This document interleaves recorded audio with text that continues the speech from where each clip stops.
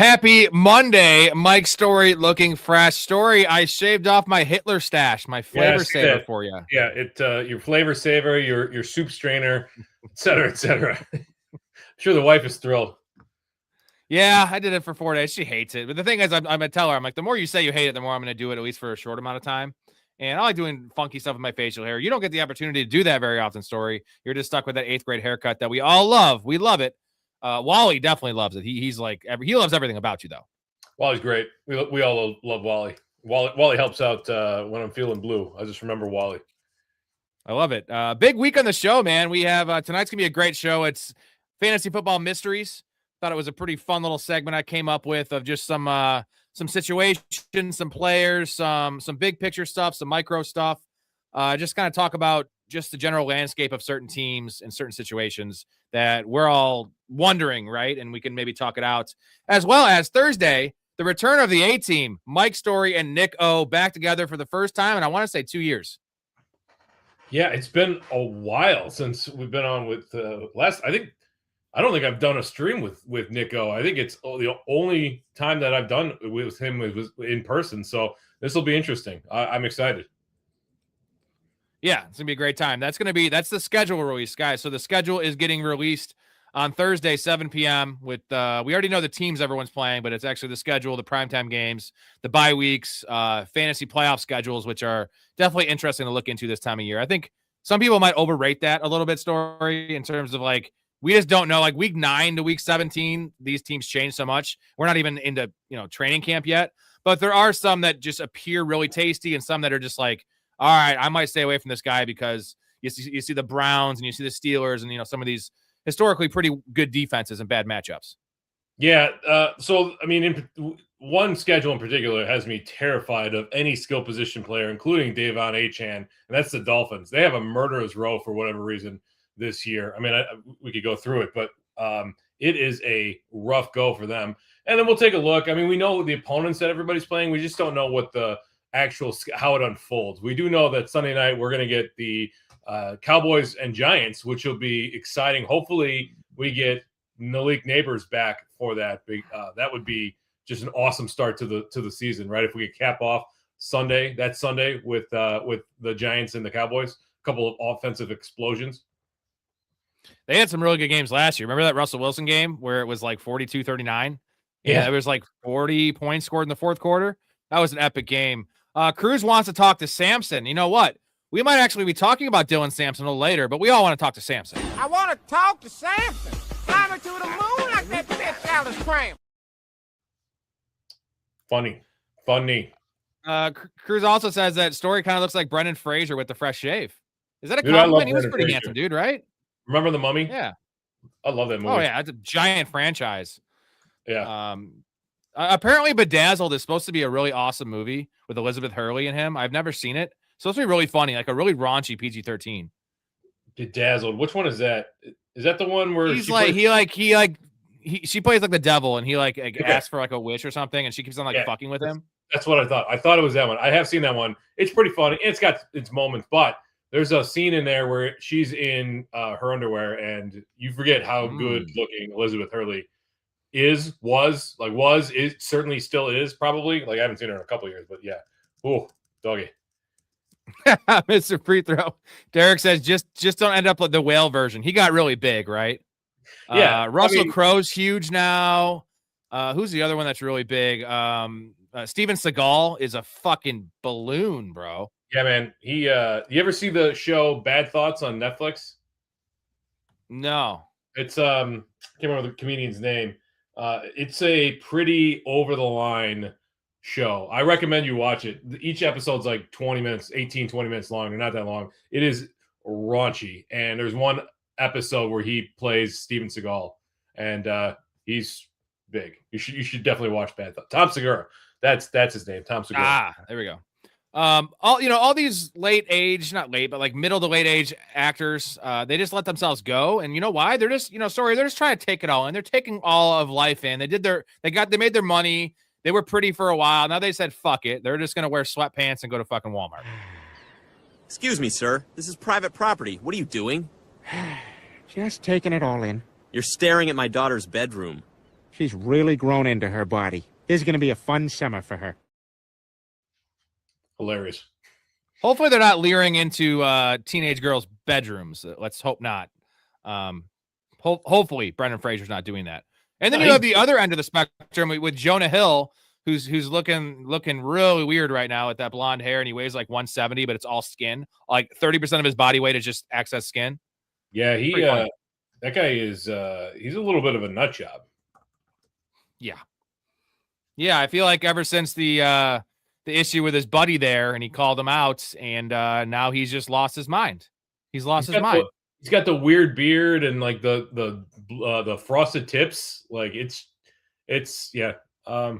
Ever since the James Franco thing, though, he's like lost his mind personally. He had nothing to do with it, but like he's just trying to like separate himself from that. He's like, I would never do. I'm not this. I am a caring, peaceful man, and now I just look like some kind of mutant. So,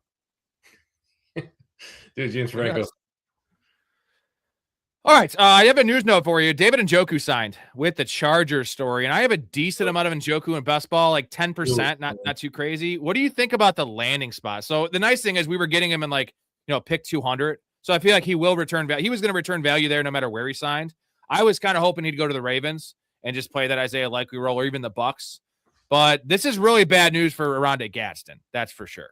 I think it's bad news for every pass catcher. It's great news for Justin Herbert. It's great news for this offense. But there's people that are investing in Trey Harris, Rondé Gadsden, Ladd McConkey, Quentin Johnson. I think it's bad news for everybody. David Njoku last year was great. And Harold Fannin managed to push him to the side, but he was still a very productive tight end. So it's good for the Chargers in general. And it also speaks to the fact that they probably want to run the ball more. Even though Njoku is a pass-catching tight end, he's a really good blocker. So it's bad for Rondé Gadsden. If you were buying in early in best ball, I'm sorry, like your shares are probably not worth what they were just a couple days ago. No. Is this a good thing for Hampton, though?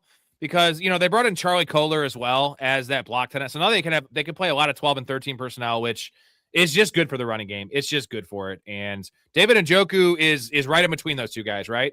He can block much better than Rondé Gadsden, but he's not Charlie Kohler. But it gives him so much versatility at the tight end position. And this has got to be bad for Ladd, because I've been saying it since last year. I think there's a chance that Ladd McConkey is not on the field every snap like he has been, right? That in 12 personnel, does Ladd McConkey see every snap? I don't think so. Now they're going to play 12 personnel more. And I think they were already, but like now they're definitely going to play more. This is not good for Ladd McConkey. No, I hated him before. It's not good for Ladd McConkey. Njoku was a first-round pick I know he's been in the league forever, like 2017 or whatever, but it was a first-round pick, late first-round pick. But he had almost 1,000 yards one year, a couple years, like 3 years ago. Like he's still a very productive, athletic tight end who's also a really good blocker. If they plan to run more 12 personnel, even 13 personnel, you mentioned they signed free agent Charlie Kohler from the Bears. This is bad news, I think, for the pass catchers in general. Is it going to completely crater people's value? No. Other than I think Rondé Gadsden takes a huge hit here because he won't be on the field as much as he would be usually. No, and Dakota said he literally drafted his first Gadsden share last night. That's the equivalent of like going on a date with a girl, you like her, and then the next day she texts you that she's a lesbian now. And like, it was a good date, but unless she converts back, it's probably not going to go anywhere. So unfortunately, Dakota, you drafted a lesbian, you drafted a blue hair. Sorry about that. Now I might like Gadsden more though. I didn't like him where he was going. He was going like 10 and 11, 10 and 12 in best ball. It was like pick 120, but now I think he might go 150, and now I'll probably be in because he's still going to have some spike games. Yeah. Where do you think he ends up in redraft? Let's say best ball. Like tight end 14, 15. I don't think it's not a 5 tight end drop, right? Because that whole area is murky. But will Sadiq end up going ahead of Rondé Gadsden? I would say so now. Like, because Sadiq will slowly, the rookie hype train will hit up, and once you see him lining up at slot for 2 snaps in a preseason game, holy shit, dude, we got a slot receiver on our hands, and he'll start going ahead of Rondé Gadsden. So that's where we get some value. So I didn't like him before. I think I'm going to like him more just based on just the 30 pick drop, right? 2.5 round drop. That's huge. Yeah. I mean, that's a good opportunity to buy the dip. They've got 7 tight ends. I just looked it up. They have 7 tight ends on the roster. Now, not everybody's making it. to the season, obviously, they'll cut 4 or 5, or probably not 4, but they'll cut 3, maybe 4 guys. I probably won't go in with 3. Depends. It depends on what Daniel wants to do there. Rams will pick him up. The Rams will pick him up. I'm also bummed out because I think this completely eliminates Brendan Thompson from any kind of fantasy consideration. I was hoping we get a little glimmer of hope with him, and we're gonna have to wait at least a year for him to see anything. Well, didn't you hear that they compared him to Tyreek Hill in the building? They're like, yeah, he's got the same size, speed Tyreek Hill. I'm like, he's 160 pounds. Like, this is not Tyreek Hill, guys. Tyreek Hill's 190. He is a beefed up dude. Yeah, that'd be nice if he turned into Tyreek Hill, but it's not happening. The better comp is Deshaun Jackson. That is what he could become. But Dakota, I've seen So I Married an Axe Murderer. I've seen all of Mike Myers shit. Pretty good. Pretty nice. Mike Myers, I feel like overrated in terms of just the success he's had in Hollywood. Just, I mean, based on Wayne's World and Austin Powers, but great movies. Austin Powers has done a lot for his career. I will say that. Although he's funny. Like, his SNL days are pretty good. Like, you got to admit he's got some good skits in the SNL time frame. Trying to think what else his big stuff is. Well, Wayne's World was the big one, and then Shrek, obviously. Oh yeah, but that's not him. That should have been Chris Farley. God damn it, that was Chris Farley's role, and they made the movie for Chris Farley. It's good with Mike Myers. I think with Chris Farley, it would have had more heart to it. Dakota mentions Hayden Hurst. Think Sadiq, think Hayden Hurst career. And let's not forget, Hayden Hurst was actually a first-round pick. Story. Remember, that was the same year they drafted Mark Andrews, and they got Andrews in the 3rd round. And Hayden Hurst was a first-round pick. Yeah, like late first round, like right around where Njoku got drafted, right? Like late 20s. Yeah, like 26. If I remember correctly. But he only played 2 years for the Ravens before, and then he bounced around a lot. He played for the Falcons. He was on the Bengals for a year or 2. Probably a couple other teams. I'm not remembering. I remember he bounced around quite a bit. Like, his career, like, it looked promising, and then it stalled very, very quickly. I would say he was probably a fantasy I think he's no, you know what he's doing now? You know what he's doing now, Hayden Hurst? He's a hairdresser, bro. Things go well, I might be showing her my O face. Oh. You know what I'm talking about. Oh. He's a hairdresser. Got new clips. Nice hair, new clips. So. I've had that one in here for a while. I use that whenever Nico comes on, but again, you haven't been on with Nico, so sure. I got a couple things lined up for you. So yeah, I guess Njoku's off the fantasy radar. It's just more of a thorn in the spine, right? And it's for best ball stuff, but not for redraft. He's essentially a handcuff tight end, which we don't like. Well, I was going to say, yeah, he does become one of those rare handcuff tight ends, like Isaiah Likely was in Baltimore the last couple of years. Or I'm trying to think who was another good example. I would say Stowers is probably that with Goddard now as well. Those are pretty rare. So he's definitely a guy to keep an eye on. Now, Gadsden, we still have yet to see. Like, he was not a ton of draft capital, not a ton of production in college, but he had those 3-game stretch where he just absolutely blew up, right? 2.5 game stretch. So the question is that prescriptive, or was that just small sample size? I know that everybody was blowing their load. Everybody talked about Gadsden early in the season, and then, weeks 7, 8, 9, whatever it was, when he had that big blow up, everybody was all over him. He was usable, but he wasn't a fantasy star towards the end of the year. Right? No, everyone had their moment last year except for Ladd McConkey, right? Like, there was a Quentin Johnson stretch. That was early. And there was Kamani Vidal was dominating for a little bit, and it was just and then it just goes away because Justin Herbert spreads the ball around, and that offense also went to shit. All right, Story, ready to go for some fantasy football mysteries for 2026? Let's do it. We're gonna. So we have about 10. We have about 10 different mysteries we want to talk about. Get your comments in, and we'll try to get to them while we're doing the show. But comment on the mysteries. Let us know what you think. And it's going to be a good segment. I'm looking forward to it. Here is a photograph of Joe Cooper taken just days before his disappearance. And here is a computer-enhanced simulation of what he might look like today. I was hoping you would do an Unsolved Mysteries clip, and I didn't realize it'd be the basketball one, though. Of course. Yeah, and I shout out to Blake for this awesome thumbnail he made. Media manager in the show. He crushes. What a great thumbnail. Sorry, I'm going to read all these off since I have your list, and we'll just go in order.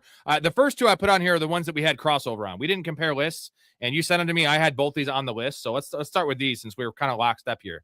Number one, will the Eagles offense bounce back? So I got some stats for you, Story. Last 4 years, points per game, 2nd, 7th, 6th, 21st. Yards per game, 3rd, 8th, 8th, 24th. Plays per game, 5th, 7th, 3rd, 23rd. So if you look at that, it's like, yeah, they'll bounce back. That was a one-off, right? That was just a bad season. It wasn't even because of health. Everyone stayed healthy. It was Kevin Pachulo is retarded. I'll just say that word. He is retarded. The R word, hard R there. He went full retard. He didn't go half retard. He went full retard. Sean Mannion, I have hope for. So is that kind of a deciding factor? Now we got to kind of take into account AJ Brown's probably gone, but that's not a bad thing necessarily. Is it a bad thing? Not necessarily. We need to hope that Mekhi Lemon can be a percentage of what AJ Brown. There's very few people that can be what AJ Brown was, right? There's probably 10 wide receivers that are better in the league than AJ Brown right now. Mekhi Lemon's not there yet, but if he is 70% of what AJ Brown is, or at least if they can get 70% of the production amongst a couple different guys, then yeah, that's not necessarily a bad thing. I think the writing's on the wall. I know that some people were discussing the Eagles offense as though he would still be there. I'm still 95% certain that he won't be in Philadelphia come June. Was it June 4th or whatever? June yeah.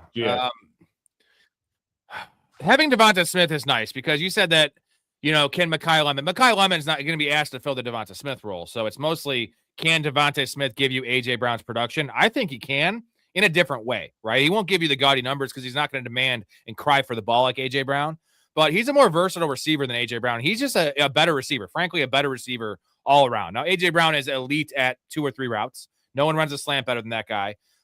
Some deep outbreakers he's really good at, but Devonta Smith can do it all. And he's stayed relatively healthy his whole career with that frame. And that's been a surprise for me. I loved him coming out of college, but I was so concerned with the fact that, it's one thing to be 5'10", 160. He's all of 6'1", 165. And those legs, man, supermodel legs. But hey, he's impressed me and he knows this offense. So let's go to Jalen Hurts here. Quarterback 7 last year, Story. And that was with 420 rushing yards, which is 200 less than any year of his career.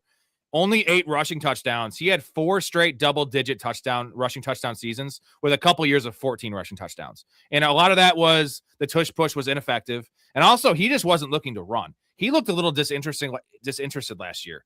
And, that's kind of his MO, right? He's just super cool in a good way. Usually he's just very poised, right? Doesn't let the moment get into him, doesn't show emotion, which we'd like it in times. I want to see some fire out of this kid. But quarterback 7 last year, all the things we mentioned, this offense breaking, and he was still quarterback 7. He's getting drafted about quarterback 7, quarterback 8. So this has got to be a value, right? I think so. I mean, you did mention that the rushing was down last year and the rushing touchdowns, you said only 8, and he had 4 straight years of 10-plus touchdowns. What didn't he have 14 rushing touchdowns one year, if memory serves? Something absolutely ridiculous. I think 2 years he had 14, yeah. What other quarterbacks are giving you 8 rushing touchdowns? If you can get a rushing touchdown from your quarterback 7 every other game for fantasy, that's gold. The challenge is going to be, I do like Sean Mannion. I like what he's done in the past. It's a new offensive coordinator for the Eagles, obviously same head coach, but adapting to a new offense, there might be some struggles at the beginning of the year as things kind of mesh, but this team, I think they can adapt quickly. Hurts has shown the ability to do things really well. He's a good football player. He's proven his ability to learn quickly in the past and adapt and thrive. So I have confidence that eventually it might be a slow start for Hurts in this offense, but I have confidence. I think the bigger question is, what is Saquon Barkley? Was that the beginning of the end for Saquon Barkley, or was that a product of all sorts of things going wrong for the Eagles last year? And I think it's probably a little bit of the former and a lot of the latter. And so I'm looking for a bounce back. Like Barkley's, I don't think Barkley's, he's definitely up there. But his fall off has been exaggerated, in my opinion. Dude, it was the schematic stuff last year we mentioned with Pachulo, especially in the running game. It was predictable. It was vanilla. It was bland. It was awful. Saquon Barkley himself, for what, the bar he's set with the eye tests and on the cuts and just being a dynamic, he was about 70% of himself. And you could say that's, in one end, you could say it was, the workload from the year before, which was probably part of it, but also it was the age, right? And so what's more likely that had affected him in your mind? Was it the age or the workload, or was it both? Like, how would you rate that? I think it was the scheme was the vast majority of what was causing the problem with Barkley last year. No motion, very little play action. Right? If Manny comes in and they start implementing modern schemes in the NFL, they're going to run a little bit more play action, a little more outside zone, a little more boots, naked bootlegs, stuff like that. That allows for keeping defenses on their toes. That opens things up for Saquon Barkley. They also didn't utilize him in the passing game nearly as much as they had in years past. And I still don't understand why. Barkley's one of the best pass catching running backs in the NFL. So we have to, Howie Roseman is smart. I think Sirianni's fine. But we have to think that this organization saw the flaws of last year and will make adjustments in order to get this team back to a top 10 offense. So he had 37 catches last year, which it was actually 4 more than in 2024. He had 33, but he had 1 million carries, right? So the carries were down last year and only 4 more receptions when they were actually trailing in more games. So the reason he had 33 receptions in the mega year was because they were winning every game by 2 touchdowns. So they're just handing the ball off to him. So that was really concerning. Well, I expect a lot more passing game stuff. And also as much as 2,000-yard rushing season, right? Right. So if you're not going to have you're not going to have 50 receptions when you're winning every game and you're just salting the clock away. Last point on Sean Mannion. So he is a Shanahan disciple. So I feel like that's going to mean more zone runs, which is good for Saquon, easier throws for Jalen Hurts, more efficient offense, right? Like more just layup throws. And I think last year, what we saw a little bit from this team was, the post Super Bowl hangover. They were going through the motions. It was all about the playoffs for them. And they tried to turn the switch on and the team was just broken. I think we're going to see more fire and just more effort out of this team because the effort level was down last year. I'm not saying Saquon Barkley. That guy is a consummate pro, but obviously the A.J. Brown stuff, Jalen Hurts had some bad body language. That can't happen, right? You also have a coach that's on the hot seat. For a Super Bowl winning coach, I'm sorry, Sirianni needs to get his act together.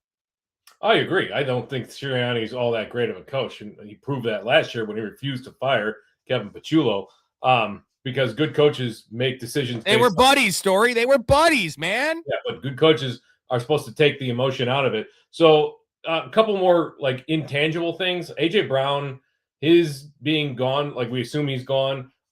There was a lot of locker room issues related to A.J. Brown last year. Like we talked about it. It's tough to measure that stuff quantitatively, but when you talk about a guy who demands the ball and then they throw him the ball 12 times and they lose, that changes things in the locker room a little bit. The other thing is Vic Fangio's got his work cut out for him this year. They did rebuild through the draft a little bit, but they lost some key players on the defensive side in the offseason. And so if that defense even takes a little bit of a step back, that offense might need to produce more in order to keep them in some games. So that could be a factor for the offense coming back a little bit this year as well. And what's be nice, not seeing the head coach yelling at his players and wanting to fight all of his players all the time, because that needs to stop. You stupid fuck! Go buy some sandals! Hey, go buy some sandals! You want to fight? I'll fight you. Fight! I haven't fought in 10 years. I'll fight you. What you got? What you got? Let's see. Throw down, bitch. Throw down, bitch. Justin Long cracks me up. I'm fucking fighting. I've been fighting 10. Well, he said fight like 5 times. Mal says, I sent you rankings for running back and wide receiver, his own rankings. First time I've done the rankings for fantasy, half PPR. Also put in the Discord chat. You can tell if you want, or just let that be exclusive, up to you. Mouth, I got those. I actually saved those. I didn't upload them because me, Nico, and Storey are doing a show on Thursday. That's going to be just a schedule released show. And we're going to go through, I want to go through those with both Storey and Nico. And it's top 15 running backs, top 15 wide receivers, and kind of just dissect that list and see what we agree with. And just kind of, I know you guys haven't looked at a lot of rankings. Like we've been doing best balls for fucking 2 months now, but you haven't. So get your pulse on some of these guys and your surprises and what you agree with. Oh, that's good. Yeah, that'll work. Thank you, Mouth. By the way, guys, Downtown Sports is on YouTube. I believe they're going to have an episode dropping tomorrow. They just had Noah Eagle on the program last week. I was in the program last week. They're having the voice of the LA Clippers on in a couple weeks. So tune in for that. Downtown Sports, where sports comes home, 23 platforms, or just head over to YouTube. Give them a follow, give them a listen, check them out. Appreciate that. We also have a coach comment, and this is surprising here. So Derek says, did Storey just use the words good and coaches in the same sentence? I think dude, did you have some kind of epiphany or something? No, I think I used the term fine. I don't think I used the term good. I don't think Sirianni's a good coach. And I think he proved that last year. I think I said fine. Yeah, that's about as good as we're gonna get, right? We'll take that. That for you, fine equals good, right? It's a scale, right? A grading scale. Fine is good for you. Grading on a curve, I guess. Yeah. Yes, exactly. We didn't mention this. The last thought about the Eagles from Cruz. Eagles beefed up the O-line too. They always draft well. What do we think of the guy they drafted last year that's never played ball but tested unreal? Their offensive line was bad last year, and when I say it was bad by Eagles standards, right? It was league average, but league average for the Eagles, again, grading on a scale. We haven't seen this from the Eagles, and that was a big part of the Saquon Barkley thing as well. It's going to be better this year. It's probably not going to be back to the form of top 5 every year. But even if they're top 12 and opposed to 17th, like, give me that for the Eagles all day. Who's the guy he's referring to that he drafted last year that has never played ball? I don't remember. You're talking about the 2025 draft? I don't remember. I don't either. Great radio. Okay. Yeah, right. I figured you know that. Sorry. All right. Fantasy mystery number 2. We both had this one. I was really surprised. This is a very existential question, and I'm glad you caught onto this one as well. Will the wide receivers bounce back in 2026? It was an awful 2025 for wide receiver Story. I have a question for you. In the last 10 seasons, I'll answer this. Last season, how many teams averaged fewer than 200 passing yards a game? Per game? Yeah, how many teams? I would guess 4. But wait, fewer than 200. I would, 200 is. It used to be really low. 9 times. I wish I had the Ferris Bueller clip. 9 times. I'm going to read you the previous 10 season story of how many teams averaged fewer than 200 yards. This dates back to 2015. 1, 2, 2, 0, 3, 0, 5, 4, 1, 9. 9 was last year. Let me repeat that. 1, 2, 2, 0, 3, 0, 5, 4, 1, 9. So 3 of the last 4 years, we have pretty high numbers of teams averaging under 200 yards in this, with the rule change, with the rules we have here.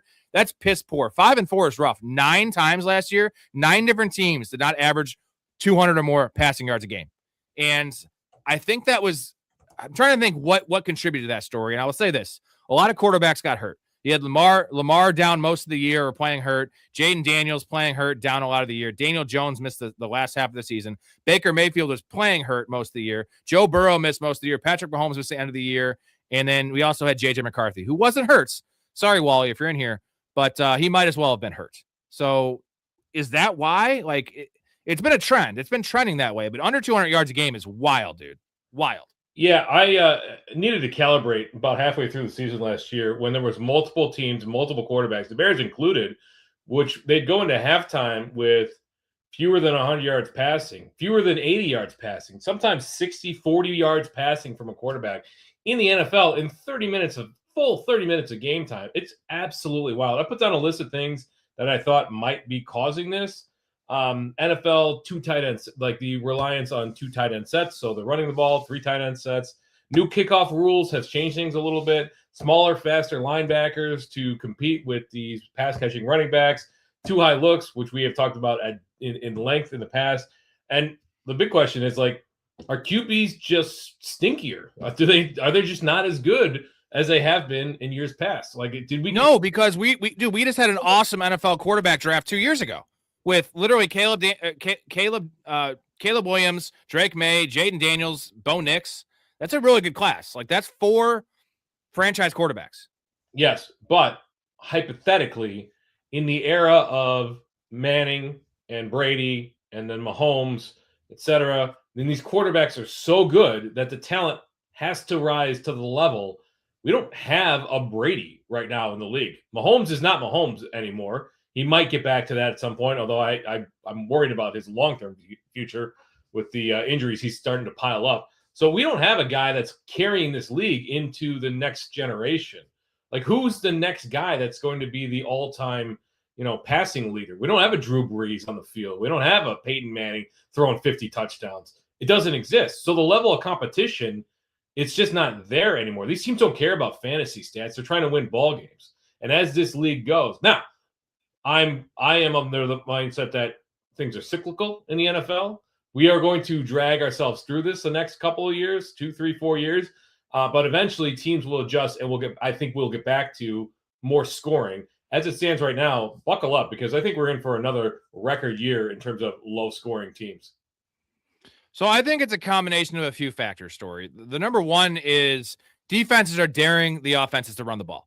And you mix that with the fact that there's so many shared backfields. I'm not saying there's not good running backs in the league, but it's not the 90s, right? Where there were so many just whether they were better than these guys or not, like guys that you knew were getting the ball.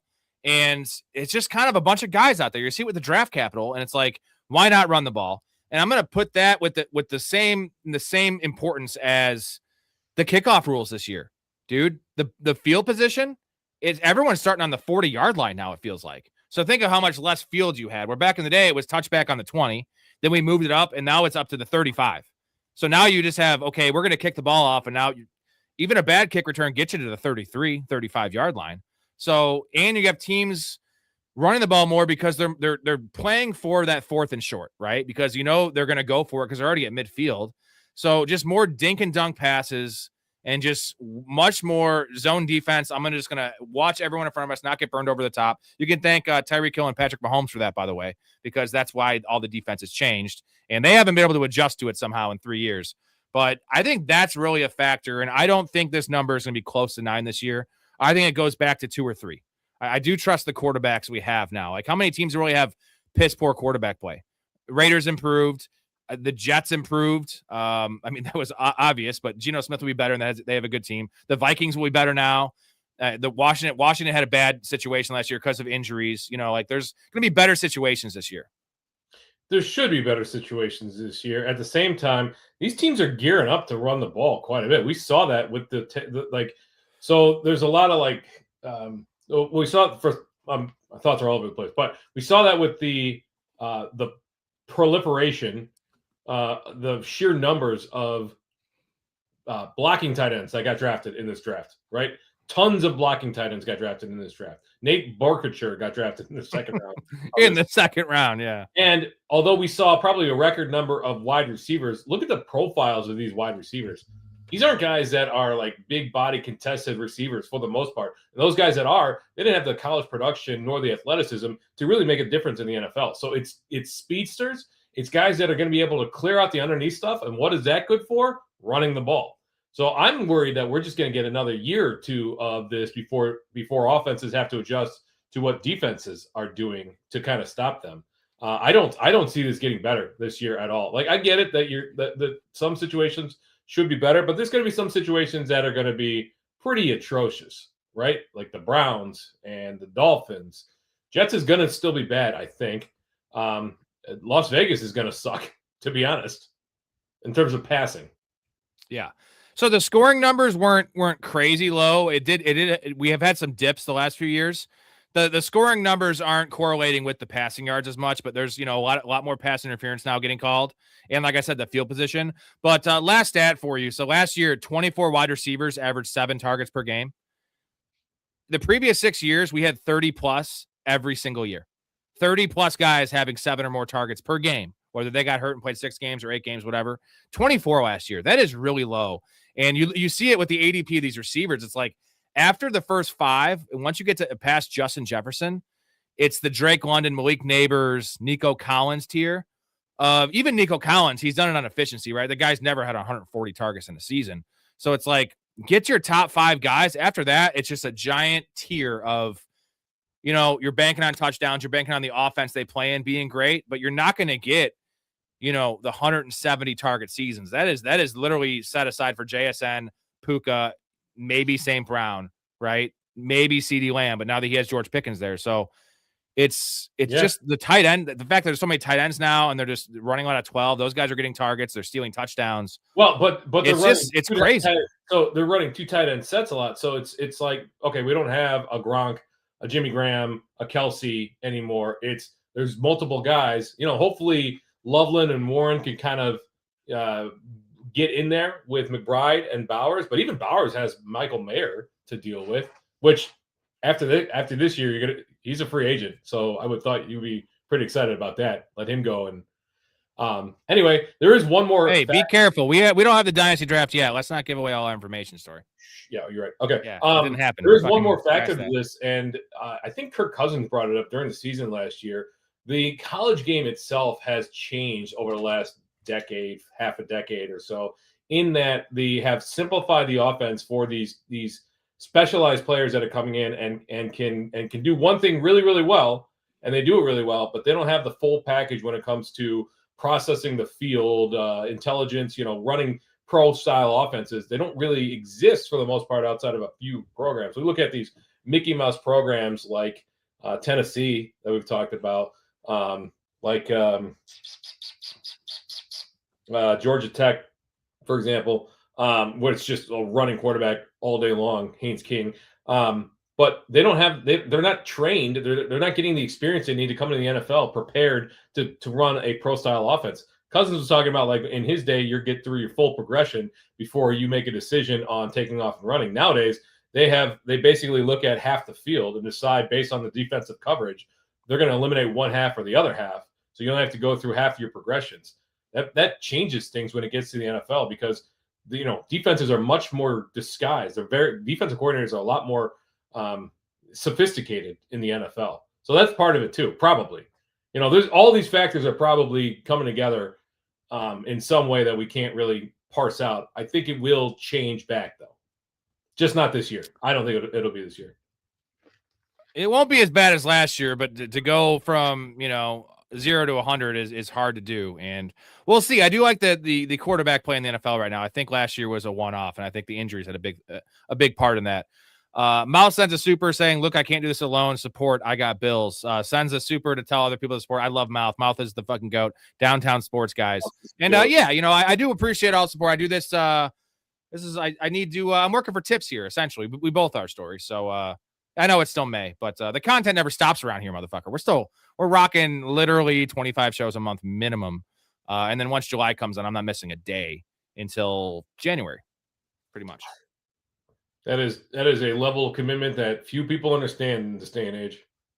Yeah, that's what I do. I put about 90 minutes of prep for this show as well, not counting like the graphics and all that kind of shit. Also, shut up, Blake. All right, let's get to this question from Jason here before we get to the next one. You think Kyler Murray can support Justin Jefferson and the rest of the wide receiver, tight end, and running backs for fantasy? I am much more confident in Kyler Murray supporting himself, right?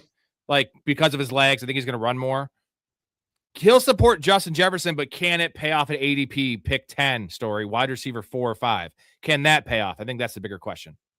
Is that where Justin Jefferson's going right now? Pick 10? First round, end of the first round. Man, that is interesting. That's not what we talked about at the end of last year. We were like, even if there's an upgrade. Yeah, we thought it'd be mid-second. I thought it would be a second-round pick. Even now, I would have thought right about now it'd be a late second, and it would rise. But man, people seem to. It was rough with Justin Jefferson last year. It was very rough. Now the hope is that was strictly a JJ McCarthy thing. But Kyler Murray wasn't exactly lighting the world on fire in Arizona, even with Marvin Harrison and Trey McBride and Michael Wilson. Oh, Trey McBride was awful when Kyler played last year. Every game was like 5 for 55. Marvin Harrison had a nice week 1.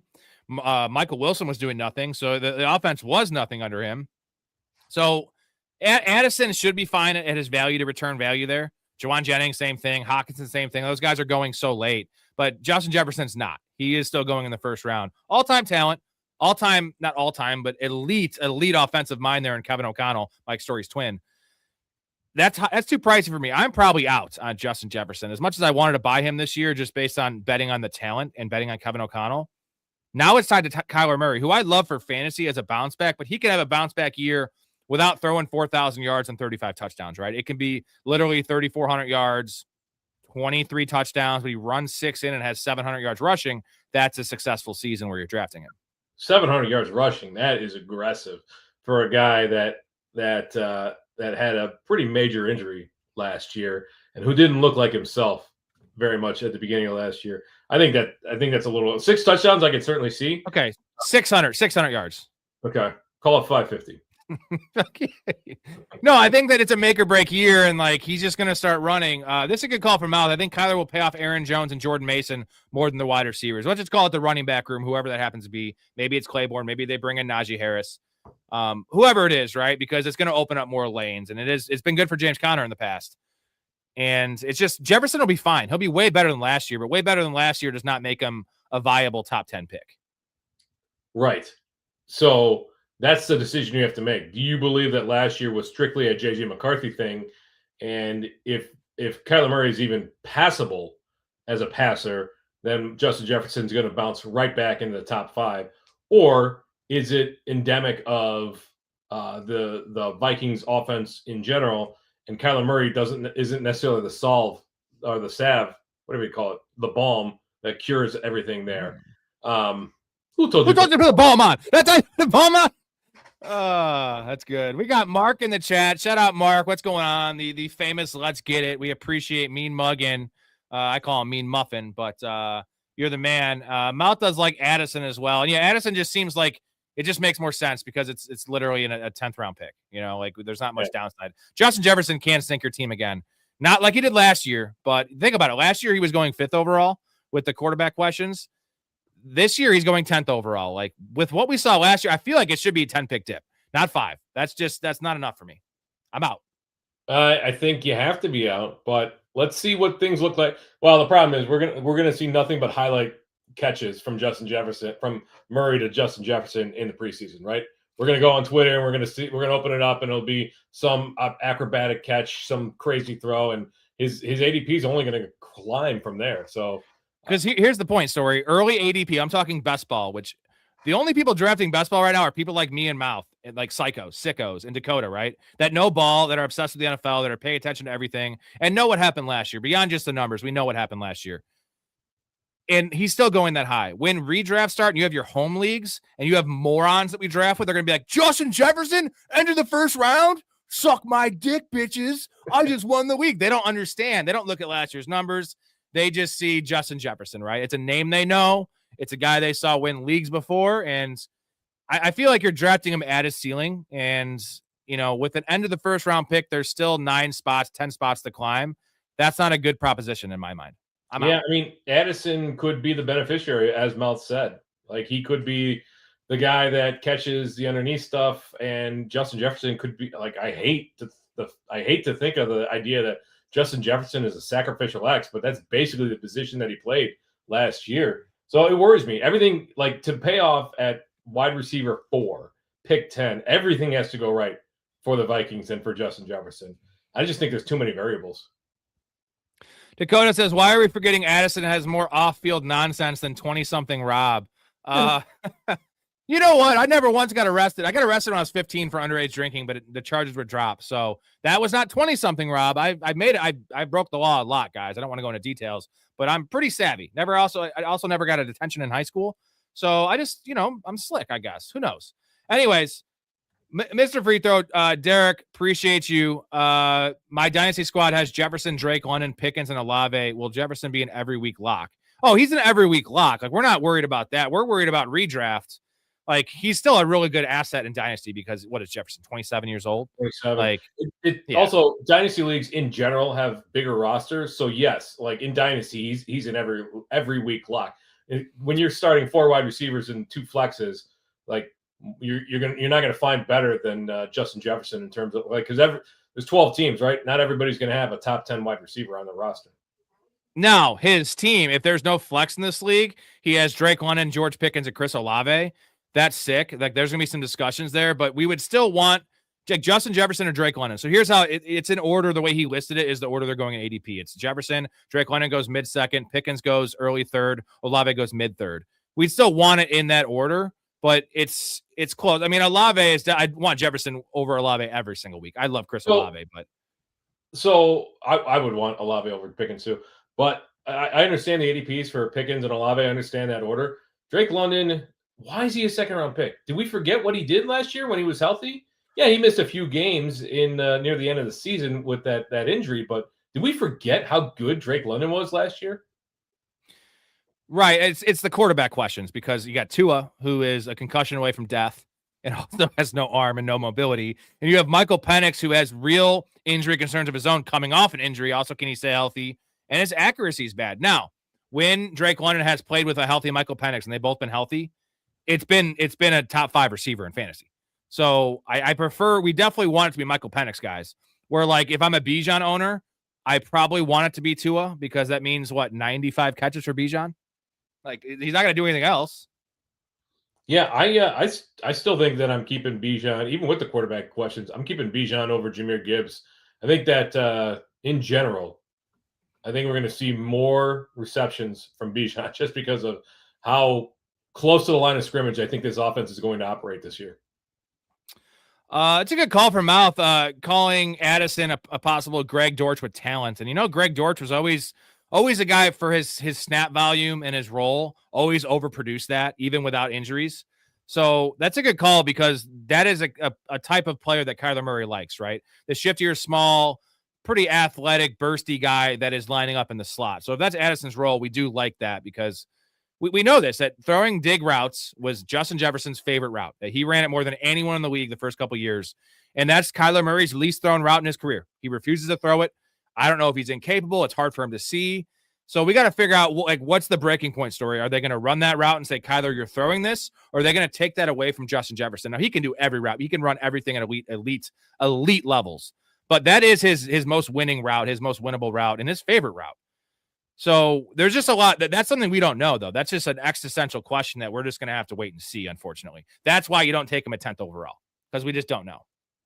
It's difficult. If you believe, though, that he will bounce back, it's tough to argue with Jefferson at the back half of the first round. Like, if you think that he's going to return to form and that offense is going to be as prolific as it has been in years past, then you are getting him at a discount.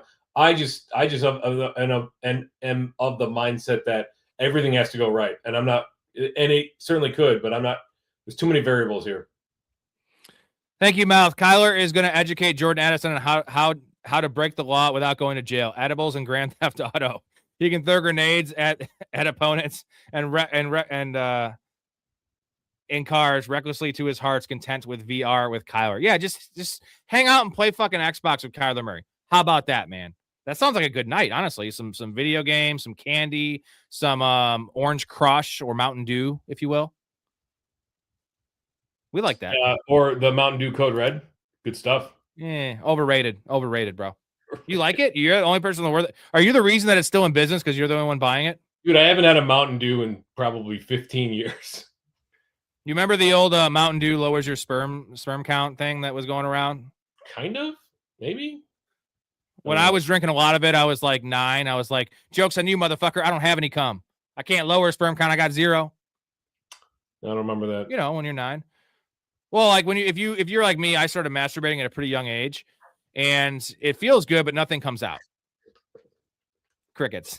So you don't have anything. Yikes. This got off the rails a little bit. No, it didn't. What? Come on, man. Between that and Muhammad.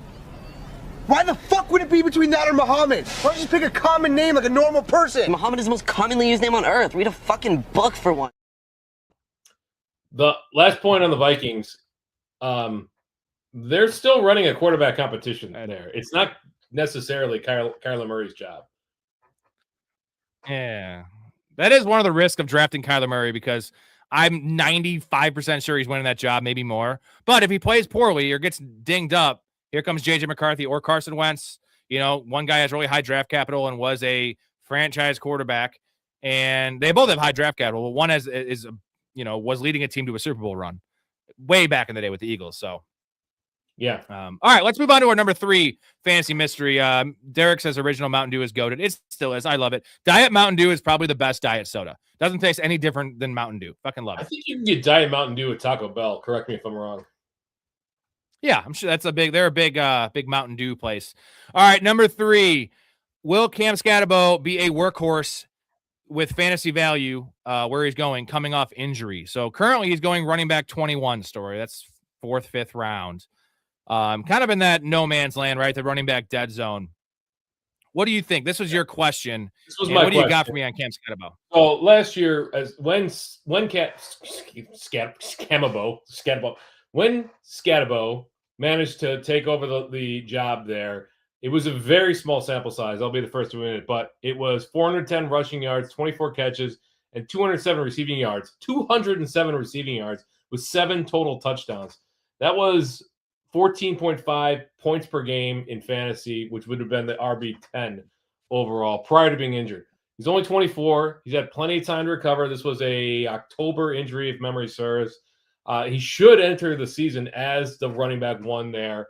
in the Giants' backfield. Now, the question is, can he maintain health?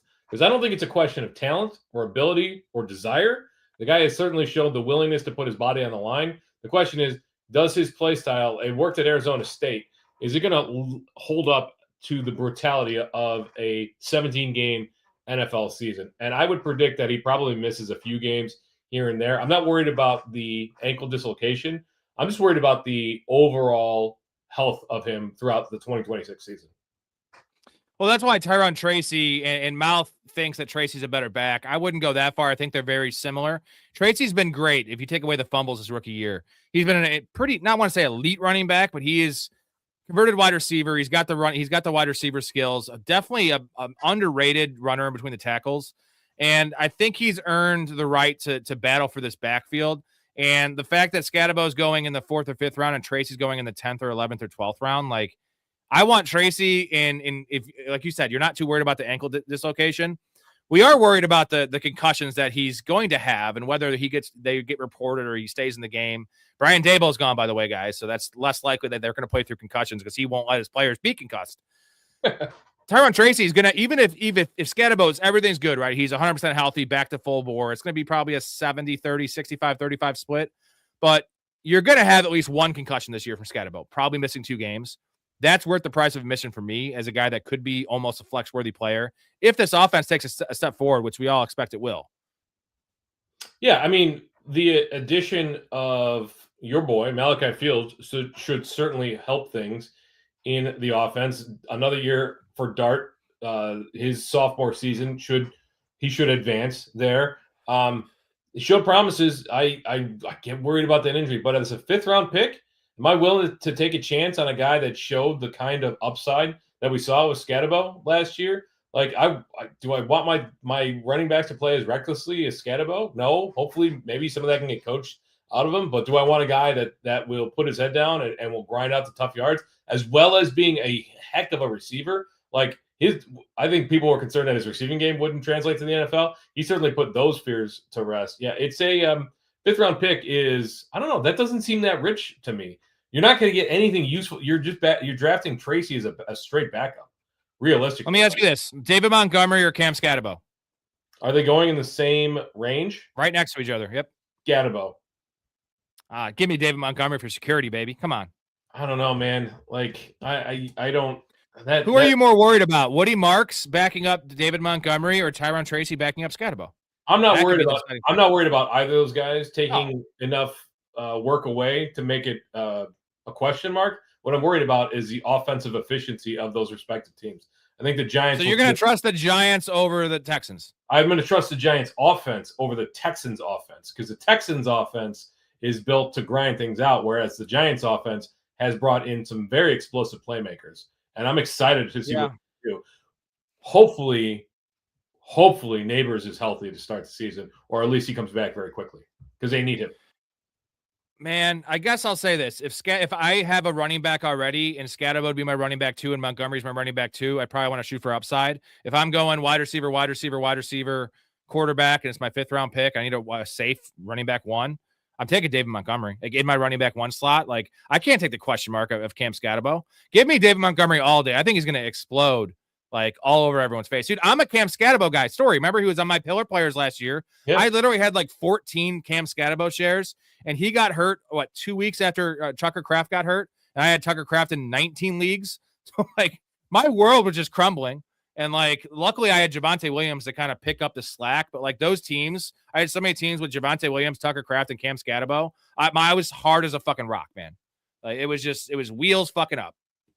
God damn it. It was so sad. He got the game he got hurt, and he was just absolutely dominating. He had already scored a touchdown in that game. So for fantasy owners, that's the most you can hope for. Like, if he's going to be out for the season. That was a nasty injury, though. I don't know if you remember seeing that dislocated ankle. That was a brutal injury. And that he didn't. So that was just bad luck. It's not like he, put his head and ran into a brick wall, or like he kept running and he tore his ACL. Well, he will do that. He does do that, though, Story. And he will do that. That's the concern. And Mouth loves Scadabo too, but Scadabo's a 4th rounder. Tracy's a 5th rounder. So the draft, it's not like, Scatterbo was a second-round pick. Now, he probably should have gone in the second and third round of that draft, but it was a great running back class. And I think there was some concern. It's because his 40 time was so low, but he played great last year. I mean, the numbers you said were great, but it was also the eye test. He was good in pass pro, such a good receiver, and just goal line stuff, man. That dude is going to run through a brick wall and actually run through it, not hit it like Tua. So it was awesome. They didn't address the running back position in the offseason. So that tells me that they're willing to take a chance on Scatterbo and being healthy this year. And also knowing that they've got good backups in Tracy and Devin Singletary. What do you think the snap? Let's say that the reports are all good. He plays in a preseason game and he's full go, right? What is the breakdown of this running back room? And let's say that Devin Singletary is not there. He's not a factor. It's just these two guys, which it never is, but let's just call it 100% of the snaps. Is it 60-40? Because Mouse says it's 50-50. I think it's 70-30. Really? Yeah. Yeah, I do. I mean, they did it last year. I know it's a new regime, but why would you? Tracy was fine. Tracy was coming off an injury, though, Storey. Yeah, that's the reason Cam Scatterbo got his chance, right? That Chiefs game when Tracy got hurt. Burst, but why? Who would you rather have on the field as a running back? Realistically, and Mr. Storey, I'm going to quote you because when it happened, this is why you're the GOAT, is when whatever the injury was, you're like, that was the same injury he had at Purdue. Yeah. Tyron Tracy. So it was an injury he had before. It wasn't a major injury, but I feel like they held him back a little bit longer than they should have, and they eased him in probably more than they should have. And that's why Cam Scatterbo was getting 70-30 when Tracy was back. So if he was fully healthy, I don't think it would have been 70-30. We also saw a ton of Devin Singletary while Tracy once Scatterbo was gone. There was weeks where it was Devin Singletary as that was scary. And I forgot. No, his name it's Devin Singletary, guys. I coined that name, and I totally forgot about it. Thank you, Derek. Devin Singletary. He got a lot more than a single carry, though. Yeah, a lot more. So I'm fingers crossed. Like it is a health play, but I'm excited for the opportunity afforded to Cam Scatterbo this year. All right, let's move on to fantasy mystery number 4. So this kind of ties into what we just talked about. It's more of an all-encompassing one. What to expect from players coming off major injuries. So I'm going to have a list here. We can talk about a couple of them, not as in-depth. Malik Neighbors, Patrick Mahomes, Cam Scatterbo, Quinshon Judkins, George Kittle, and maybe Daniel Jones. So let's take Mahomes out because I have a Mahomes thing and a Chiefs thing I want to do later. Spoiler. And Scatterbo we just talked about. So Malik Neighbors, Quinshon Judkins, and George Kittle. Let's leave it at those 3 guys. Okay. You're missing a big one. Who's that? Anthony Richardson. Broken orbital. He's still hurt. He's still hurt, bro. The fuck? Longest eye injury in the history of eye injuries, man. Yeah. Yeah. They also signed a fourth quarterback, Seth Hannigan, I believe. So, dude, this is kind of a weird tangent, but I've busted nuts in my wife's eye a couple times on accident. And if Anthony Richardson went the other way and a dude busted in his eye, he'd definitely miss a game. Oh yeah, pink eye. You get an infection from that shit. Well, what was I supposed to do? I sometimes it shoots too far. I don't know. I didn't mean to do it. It's weird. Same with hair. I don't want to do it in her hair. It's fucking weird. Anyways, Anthony Richardson's not in this conversation. Hey, I blame you for bringing up Anthony Richardson for my comment. Don't set me up like that. You should have known better. Yeah. Sorry. It's like you give me a knife to cut fucking like carrots up in the kitchen, I murder you. It's like, well, you don't give me the knife, man. My dad, I would say this on the phone with my dad. Dakota says, dude, your dad listens to this. What about Najee Harris's eye? I don't think that was a fireworks accident. That happened at the bathhouse for sure. So Najee Harris also goes the other way. I forgot. Anyways, sorry about the tangent, but this is what we do. Dude, I'm trying to get pros to listen to this. I can't not be myself, guys. So I think this is why a lot of you guys tune in for these random May shows, because you're going to get a little outbursts from me that are pretty classic. And no shame. Anyways, Malik Neighbors, Cam Scatterbo, Quinshon Judkins. Sorry, not Cam Scatterbo. Now I'm all flustered. Neighbors, Judkins, Kittle. What do we got for these guys, Storey? Neighbors, I think, is going to miss a week or two. I don't think he'll start on the pup, but I think he'll miss a week or two, and they'll ramp him up slowly. It affords some opportunity for Malachi Fields, but he's still a rookie. He's pretty raw. So that offense might struggle out of the gate initially, but Neighbors, hopefully he comes back. The big concern was the reports that he was still on crutches late in January, early February, which is way behind where he should be. We'll see how things progress throughout this offseason. Fingers crossed he doesn't start on the pup. Judkins, everything I'm hearing from him is wheels up. So great opportunity for him. They didn't really address the position. They still got Sampson there, but Judkins got every opportunity in front of him. I would hope that the coaching staff tries to keep it on the ground to minimize, to like kind of hide the deficiencies of whatever quarterback is starting there at the time. So I think Judkins is in prime position to smash this year. And then Kittle, I don't know, man. October? Like, I know that people are saying that he's going to be ready by week 1, but I cannot wrap my head around a 9-month recovery from a torn Achilles. I don't care that it was higher at up. 33 years old. At 33 years old, too. Yeah, and I don't care that it was higher up and that it didn't do this or it did that, or it was the good kind of Achilles tear. An Achilles tear. Like an Achilles tear is an Achilles tear. So it's a good Hodgkins. Yeah. It's like the magic bullet. It wasn't a bad Achilles. Real quick, Cruz, Jaden Daniels, I didn't have on this list because it wasn't, there was the knee injury early in the year. He recovered from that for the most part during the year. And the elbow, that's I'm not worried. It was not a throwing arm, elbow, so I'm not worried. There wasn't much ligament damage there. That should be fine. Dude, and the fact that they were going to bring him back. The fact, did they play him? The fact that they brought him back was wild. That tells us they did bring him back. The knee injury was completely done with if they brought him back. Well, what that tells us, Story, is that Washington's a piss poor franchise, and whether he was healthy or not, and it was a useless game. Pretends that he's 25 years old. So my Judkins concerns. I've been drafting a lot of Judkins. I do love him this year. But I also love Dylan Sampson, and I'm actually warm. I think Dylan Sampson, similar to what we're talking about with Scatabo versus Tracy, the Judkins thing, it's a two-part thing for me. So we saw Isaiah Pacheco with the same injury, and he has not looked the same at all since then. And maybe that was just how he did come back too early, though, right? He's a crazy dude. He came back way too early to finish the year because they were in a Super Bowl run. And maybe that was a bigger setback, right? Like the coming back early was the setback, and maybe he's recovered. But there was also ligament damage with Judkins. And what if he's not 100%? So this is my Dylan Sampson love, is that Sampson is going to be that Tyrone Tracy, right? He's going to be that 30% back. Had 37 catches last year in pretty limited snaps. So, sorry, I want to talk to Sampson, baby. I want to talk to Sampson. Climb to the moon like that bitch Alice Cram. I love him. Yeah. I love both, though.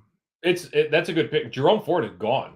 He's finally off that roster. So there is. He's on the Commanders. They have 9 running backs. Yeah, I know. It's weird. But who else did they sign in the offseason? Who else is on that roster then? I don't know. They drafted someone late. I don't know who it is. If someone wants to look that up in the chat, who did they draft? They drafted someone like the 6th round. So those are my concerns with Judkins. I'm still drafting Judkins. I think he offers immense upside because this team is going to be better, right? But there's just some risk, man. The Pacheco thing is kind of a cautionary tale that we just saw. And I know Pacheco has a weird running style. Maybe that's affected it. He runs so angry at the ground and how high his knees come up. But that's just it's a little worrisome. Derek, the early masturbation story and skeeting in the wife's eye. And he's not even chugging tonight. Rob is the GOAT. Cue the chug video. I probably should cue the chug video. I haven't played that one in a while. It's a good video. Here you go.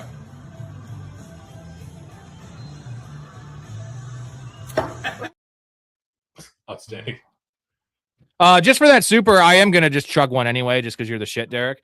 And I was golfing today all day, so I had a couple pops on the course, but I'm rather spry today. I got some sun, I shaved, I'm feeling like a fresh individual.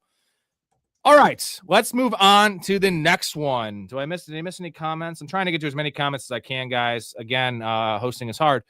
Wally, I'm going to get to Mahomes in a little bit here if you want to just wait around for 15 minutes. That's one of my next ones up. It's an all-encompassing Chiefs question, but it's going to tie into Mahomes' health as well. So we have, this is from you, Story. Was Emeka Igbigbu's rookie production early last year a fluke or a sign of things to come?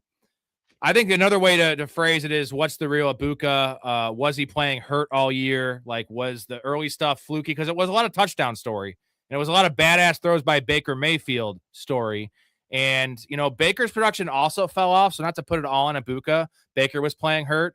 But the eye test with Ibuka was bad, right? Like the drops, the vertical was the worst thing I've ever seen on some of those Story. I sent you a couple of those clips, those routes. The one he dropped on the right side of the end zone there where he literally it hit off the top of his hands and he had like a 9-inch vertical, like a 9-inch vertical. And he looked like an old dude. And, it ties back to that week. I think it was week 4. It was a Thursday night game. He hurt his groin, and then he goes to the sideline, gets it wrapped up, and then plays the rest of the game. Wasn't very productive. And then since then, he had like 2 games of over like 12 fantasy points in PPR.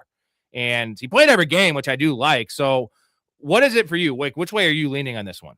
I'm leaning towards Igbuka taking a second-year leap and being a very good fantasy asset this year. So Igbuka was on track to be like one of the best picks in fantasy football ever in terms of a rookie. Like where you were getting him versus the 16, 17, 18 points per game or something like that. It was pretty wild through his first 5 weeks. It all kind of fell apart, early in the season, like mid-season, week 6 or 7, but you look at like he had a pretty low catchable target rate for whatever reason. When Baker was targeting him, it was really inaccurate.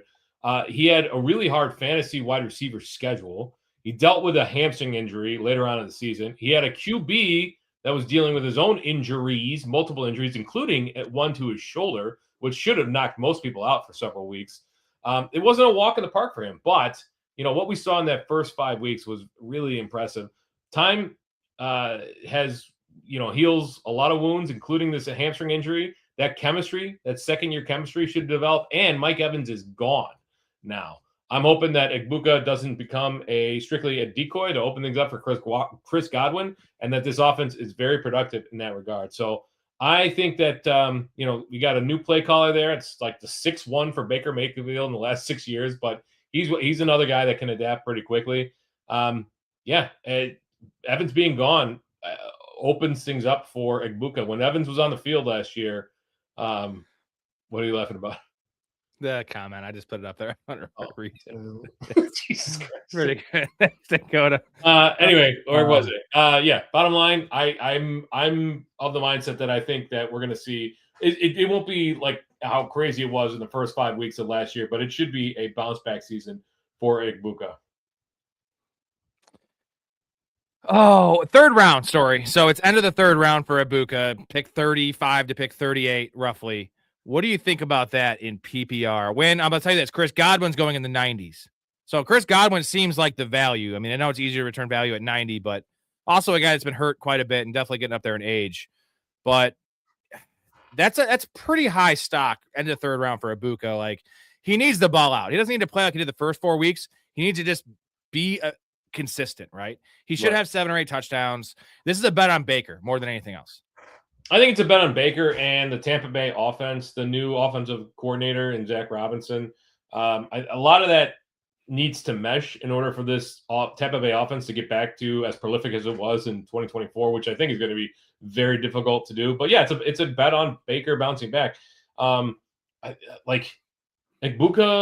they didn't need to draft a round 1 wide receiver in 2025, and yet they did. They saw something in Igbuka that made them want to draft this guy. So is there a chance that it was a 5-week outlier and that Igbuka never really materializes again? Certainly. I think, though, I like what I saw, I like what I saw in college, the level of talent that he played with, and yet how productive he was at Ohio State. I'm buying it. Like third round, it's a risk I'm willing to take. All right. Dakota says Mason runs Iron Mans. He's speaking of Flock Fantasy. Rob chugs with his shirt off. Let's go. I mean, this is definitely a more fun show. If you want to hear a million stats and then pulling, well, let me just pull up my if you look here at Chris Godwin, week 4 through 7, he averaged a 31% target share and the yards per route run. Like, cool, man. I can look that up myself. If that's what you want, it's cool. He has all the gadgets and stuff. You like that voice though? That's my Flock Fantasy voice. Yeah. So yeah, if you want to look at Chris Godwin from week 4 to week 7, we extrapolate that and multiply it by times pi. We might get a wide receiver 1 in fantasy, guys. Sorry, Flock. Flock's good. Flock's a great best ball drafter.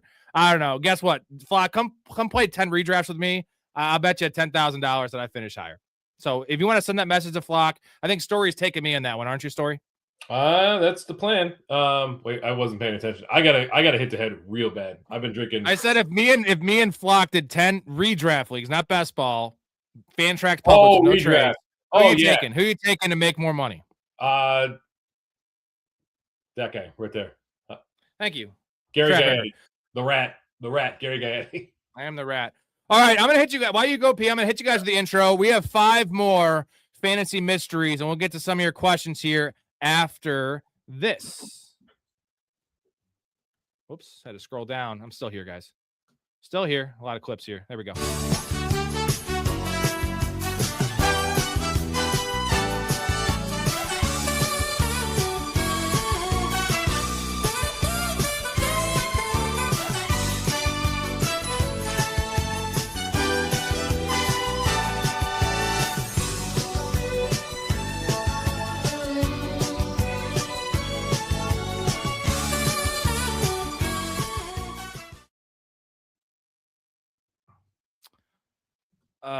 Man, John Bon Jovi. I wish I had that Sonny clip where they're trying to talk to John Bovi is what Frank calls him. They're trying to get him to play some concert or some shit. It's hilarious. Max doing he's faking that he has cancer and he wears a bald cap, and fucking Sonny's just epic. But hey, guess what? Bon Jovi has some pretty good music, man. If you want, it's just it's good banging music. I feel like how many babies you think have been born to Bon Jovi's music, right? Like that's just sex music, man. It's upbeat. Women love it. Men love it. Have you guys ever in the chat? Have you guys ever banged to any Bon Jovi? Because I know it's a little dated. If you put it on now, girls gonna be like, "What the fuck's wrong with you?" I want to listen to fucking Kid Cudi or something. But yeah, man, Bon Jovi, good shit. What's the one song I'm thinking of that's awesome? I've got a fever, got a permanent disease. Bad Medicine. That's the one. Bad Medicine. Very, very good song. I'm going to take a piece here soon, but sometimes I can just hold it in. My bladder has been trained through all these long streams to just go like once during 4 hours while somehow drinking 10 to 12 beers. I don't know how. Maybe it's my giant gut. Anyways, we're about to get to 5 more fantasy mysteries for you guys. Just waiting for Mike's Storey to come back so we can I don't want him to miss anything, you know. See if I miss any comments here while we're going. 10-year-old Rob watching Showtime, waiting to see a nip flashed. Hell yeah, man. You know what? I always tell this story that Diane Lane was my the love of my life when I was younger, because we for some reason had a video of Unfaithful, a DVD of Unfaithful. Super steamy movie, by the way. And this is back when the internet wasn't what it is now. And I would just watch Unfaithful a bunch. And there's some really, really hot scenes in that movie. I love Diane Lane, always have. So that DVD was definitely a little scuffed up by the end of my time with it. So I don't know whatever happened to that. Maybe I still have it in my basement. I could just find it on my box for free. What are your guys' thoughts on Diane Lane? Anyone a fan? She looked like she was 40 when she was 28, and she looked like she was 40 when she was 52. Very, very sexy, distinguished woman. Not a great actress. Never really got the big break. I like her in Perfect Storm as well. Always had a really, really good relationship with Diane Lane. And she's also in, what the hell is the early movie with all of the major actors, with Tom Cruise, Pony Boy. What the hell is that movie called? Someone help me out in the chat. I'm by myself here. I'm lost. The Outsiders. So Diane Lane, that's her first role. That's a stacked cast. Sorry, I was just glossing over Diane Lane over here.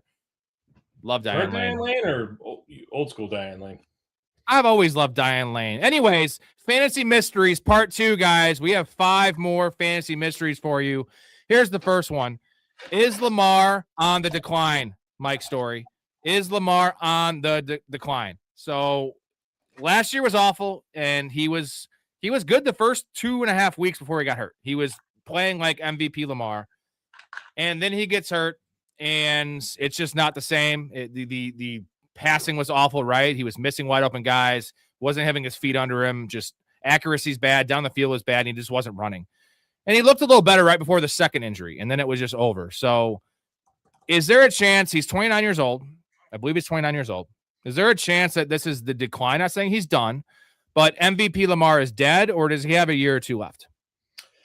Well, he's turning 29 this year, and although he's not the same pocket passer and not the same processor that Matt Stafford is, Matt Stafford just had an MVP season at age 37 years old.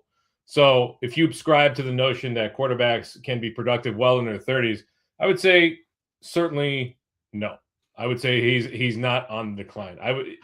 Is his career plateaued? I think that's the bigger question. Has he plateaued? Last year was a lot of bad things going the way that I said at the beginning of the season. I thought that Harbaugh had kind of run his course in Baltimore, and I think I was vindicated when they fired him at the end of the season. He wasn't up to snuff in terms of being a head coach there. The play calling was pretty bad. I mean, Peyton Manning didn't win a Super Bowl until he was age 30, right? So, no, the window's still open for Lamar Jackson to be a prolific NFL quarterback, fantasy quarterback. You know, his MVP season had an outlier in terms of passing touchdowns, but you need that in order to be an MVP type candidate. The question is, like, is his athleticism on the decline too? Exactly. And can he still be a productive fantasy asset? You know, it's tough for me to say. Like, he dealt with injuries last year. He also looked extremely hesitant to run at times. So was that a mental block, or was he not physically capable of doing, you know, what he did when he was 24, 25 years old? Both. I think it was both. Yeah, it's this one is going to be interesting to watch. I would say that he has plateaued, and his athleticism is on the decline. So in terms of him being vying for the number one overall fantasy quarterback, I would say those days are coming gone. In terms of him being a top 5 at fantasy quarterback, I'd say that's still very much alive. Well, he's going number 2. Now, Josh Allen goes, you know, pick 25 or pick 30. And then it doesn't go to Lamar Jackson at 2 is 52 overall. And then there's 4 guys, the Caleb Williams, Drake May, Jaden Daniels tier is like in the 60s. So you're hung up on some clown from the 60s, man. So I think it's still fair to draft him at quarterback too, because it's Lamar Jackson. But the worry about his legs being in the decline, yes, his arm is fine. But the reason Lamar Jackson has the highest passer rating of all time, yeah, he's a fine passer. He's a capable passer. He's even pretty goddamn accurate. But the problem is it's all set up by his legs. The threat of his legs allows this offense to have literally guys running free down the field all the time, because if you don't, he's gonna rip off 35 yards on the ground. And if that is not there anymore as much, if there's it's a 10% decline even, you're gonna see the equal decline in terms of passing numbers, right? 10% decline in passing, 10% less passing touchdowns. But this is why I wanted to bring up this question to you, Storey, because I feel like Lamar, like I said, quarterback 2 is high. Obviously, there's only one guy ahead of him, but the fact there's 30 picks after Josh Allen to get to him, and he's much closer to the next tier of guys, it could be a value, because he doesn't have to be quarterback 1 to be like more valuable than Josh Allen, right? If he just gets close to Josh Allen with a 30 pick discount, he will be more valuable than Josh Allen. And also, Isaiah Likely's gone. We love Elijah Surratt, but he's a rookie. Rashad Bateman, and then it's just Derrick Henry. So it's very consolidated. So there's value. Zay Flowers is going in the typical Zay Flowers range, right? Mid wide receiver 20s, wide receiver 22, wide receiver 24. Mark Andrews is going outside the top 12 tight ends, right? None of the other weapons are even going anywhere. And Derrick Henry is a value too, because he's in the end of the second round.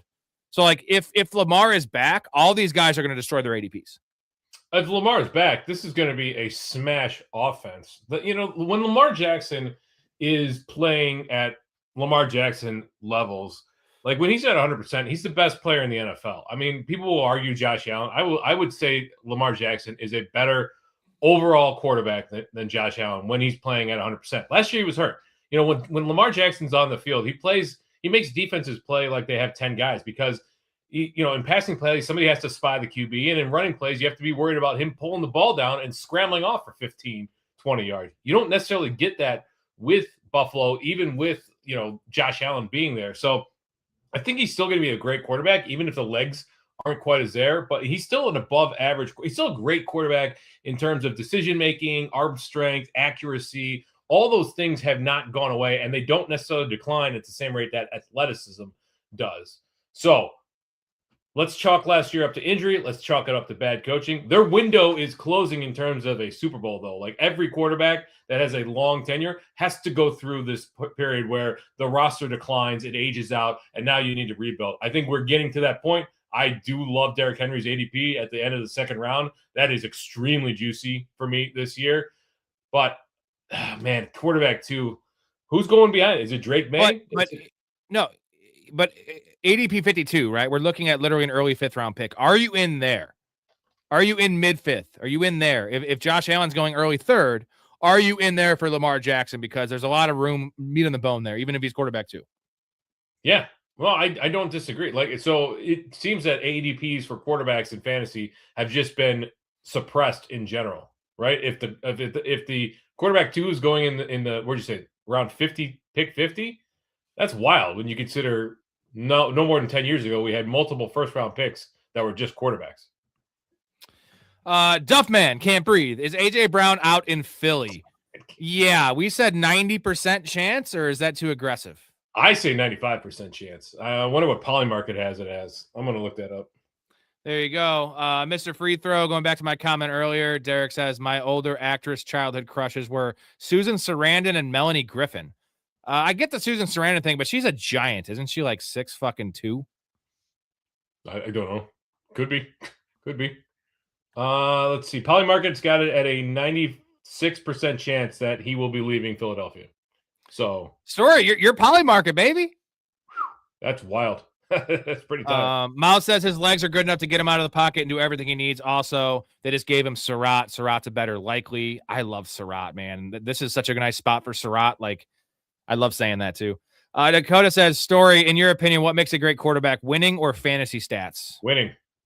You got to be able to. So Lamar, not a great quarterback, hasn't been able to put it all together, but a lot of that is the roster, I think. Josh Allen, he's got the roster, he's got the coaching, can't get it done in the playoffs. Not a great quarterback. But you agree you want Josh Allen and Lamar Jackson over Jalen Hurts, right? He's one. Man, yeah. I mean, Come he's on. won.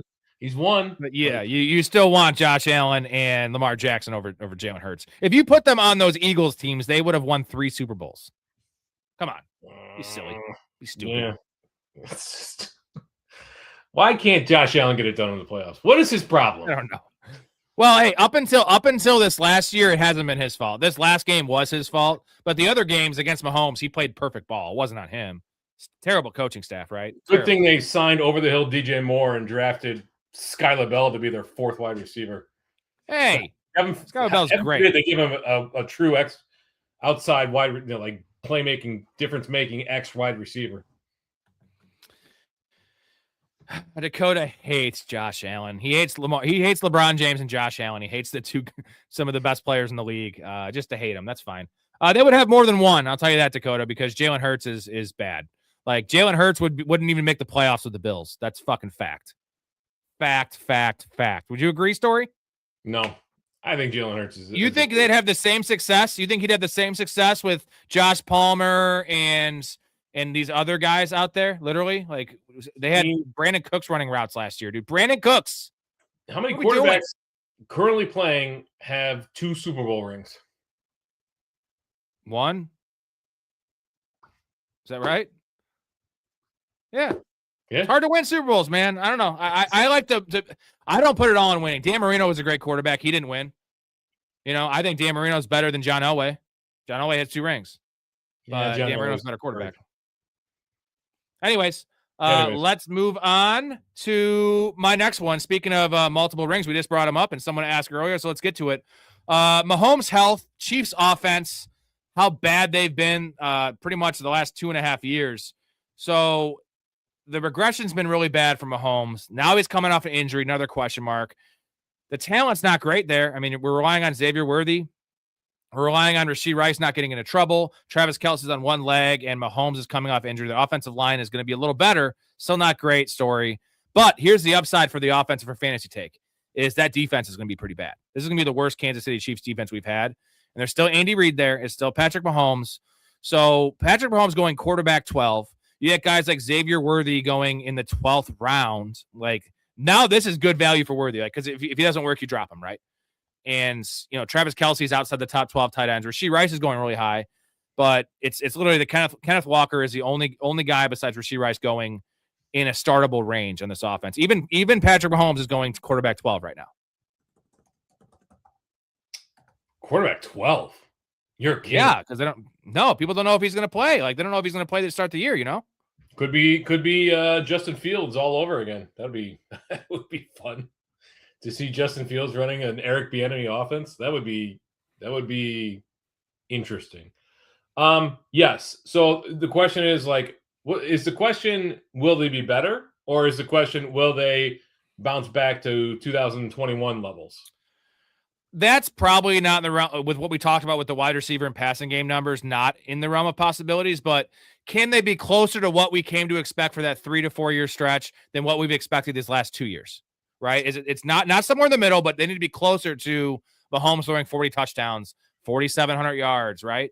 And the ancillary receiver, which would be Xavier Worthy in this instance, having 7 touchdowns, right? Like, because Travis Kelce ain't taking it anymore. So what is more likely? Are they going to stay the same? Are they what they have been? Are they going to go in the middle? Or are they going to be closer to what we saw the 3 years they really went bonkers? I think they're going to be closer to what we saw in 23 and 24. You have to throw 25 out. Big outlier season. A lot went wrong there. I will say this, though. The biggest addition for this Chiefs offense is the addition by subtraction and them getting rid of Matt Nagy, right? And bringing, even if you didn't bring in Eric Bieniemy, your biggest addition is getting rid of Matt Nagy. So, and they got several more competent position coaches. They had a lot of coaching missteps last year, but that offense in 23 and 24 did a lot just to win games, not necessarily be as prolific. Now, the defense is going to take a step back. A lot of why they had to be as prolific on offense in 2021 and 22 was because of the defense. Still, with today's NFL and the way that Andy Reid has kind of morphed his offense into being a team that just understands the ability to get by, get into the playoffs, I think we're going to see a lot more of 23 and 24, especially they're probably going to be really careful with Mahomes, at least to start the season, right? They're not going to put him in position to re-injure that knee early on, because that would be devastating for the franchise to lose him if he gets another injury to that same knee. It's not just another, it was an Achilles, right? Or was it was a knee injury. It was an ACL. Here's the nice thing about Mahomes and what I'm talking about with the ancillary weapons is what Mahomes started doing the last year and a half was just saying, fuck it. I have no blocking and my receivers aren't creating separation. So I'm just going to run, right? We see Mahomes run more than he ever has. Now that's kind of off the table early in the year. He'll run when he really needs to in the fourth quarter. But, he was on pace for something like 700 yards rushing last year, which is wild, right? That's Patrick Mahomes we're talking about, the ultimate, probably the best pocket passer in the NFL for that stretch. So if that's on the table, this is good because the passing numbers will go up because they're going to have to out of necessity. And it'll be Kenneth Walker, better play action game. So that's the upside with a guy like Xavier Worthy, whoever else, with Rashee Rice getting peppered underneath, and then whoever else takes a step, whether it's a rookie or, it's not a great room, but it could be Kenneth Walker with 50 plus receptions. By the way, Storey, breaking news. I just found Matt Nagy. I just found him. Here you go. Simple Jack, the story of a mentally impaired farmhand who can talk to animals, was a box office disaster that many critics called one of the worst movies of all time. Got a good brain. I think you've got a fine brain, Jack. You make me happy. But now the question is, can speed... There's Matt Nagy. And this is a good comment real quick from Darth. Eli Manning won more than his brother. No one has Eli above Peyton. Well, they both won 2, but his 2 is like 3 because he beat an undefeated Patriots team. He beat Tom Brady twice. That's my anti-winning argument because we all agree Phillip Rivers is a better quarterback than Eli Manning, or it's close. My gambling claim to fame is betting on the Giants in both of those Super Bowls where they beat the Patriots. Money line or points? Well, sprinkled on the money line on both of them. But on points. When they were getting 11 points in the Super Bowl, that was just stupid. Especially with the way that the Giants are playing in the postseason.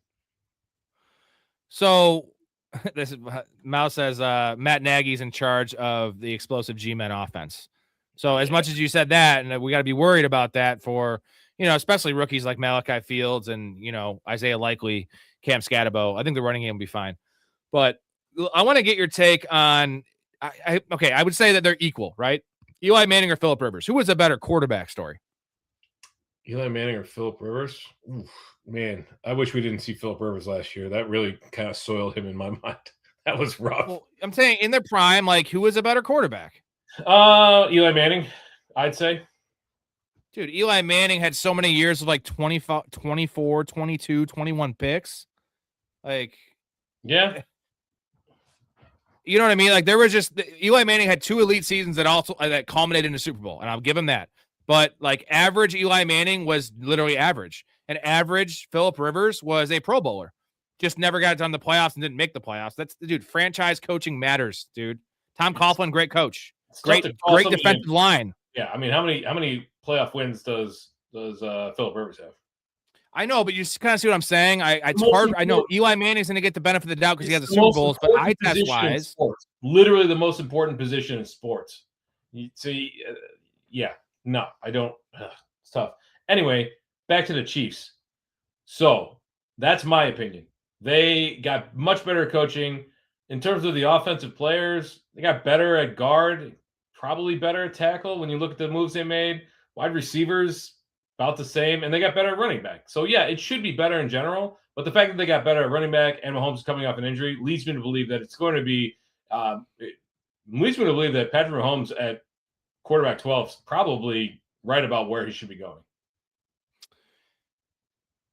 It just seems it's just wild. It's like it's the injury and it's the uncertainty on the offense, right? But it's wild. Thank you, Derek. I like Rivers. Factor in the dude fathered 7 kids and it's a lock. Yeah, I mean, if he 17, yeah, 17. If he birthed 17, now we'd be talking about a miracle of science. Which what's really weird is none of those actual. What is he? Is he 10 or 11 actual kids? Like none of them are on track to be like superstars, even though he played. Rivers played for 16 years in the NFL. Well, he can't give any of them like direct coaching because he has a whole clinic. Like it's just he doesn't even know their names, bro. He's like, hey, you, Joe Bob or something. Like no, he's like, my name's Jason. I'm calling you Joe Bob. They got to wear name tags and shit. Yes. Pretty wild stuff from Phillip Rivers. That dude, talk about cream pies. Phillip Rivers, man, like just pull out once. It's fun. I think it's a religious thing. Phillip Rivers. You can just bust in your wife's eye. He's super religious. Hold on. But no, the religious, I understand the no condoms thing on religion, but does the religion say you must come inside your wife? Is that the thing? Like you have to come inside? Let's change the name of the church to the Cream Pie Church. I haven't read the Bible cover to cover, so maybe. I don't know. I don't think there's mentions of cream pies in the Bible, and maybe there is because that shit's wild. Maybe. We don't know. Chapter 17. Cream pies. There's a whole verse on it. Make sure you watch it as it leaks out. All right, we're moving on here. I'm gonna go to my last one. And Storey, you have the last 2 to take us home. And this ties into my intro because my hate of Travion Henderson is just it's there. So I just have written down here Hendy versus Stevenson. And currently there is a 20 pick difference in ADP, and Henderson's going ahead of Stevenson. Big shocker. People love Travion Henderson. They loved him last year. I got so much shit when he was dominating last year, and I was like, don't trust it. Stevenson's going to come back and take this job. And in my wildest dream, Story, I did not imagine what we saw in the playoffs would happen. Story, we drafted Travion Henderson ahead of Ramondre Stevenson in the fantasy playoff league we did. And I was part of that pick.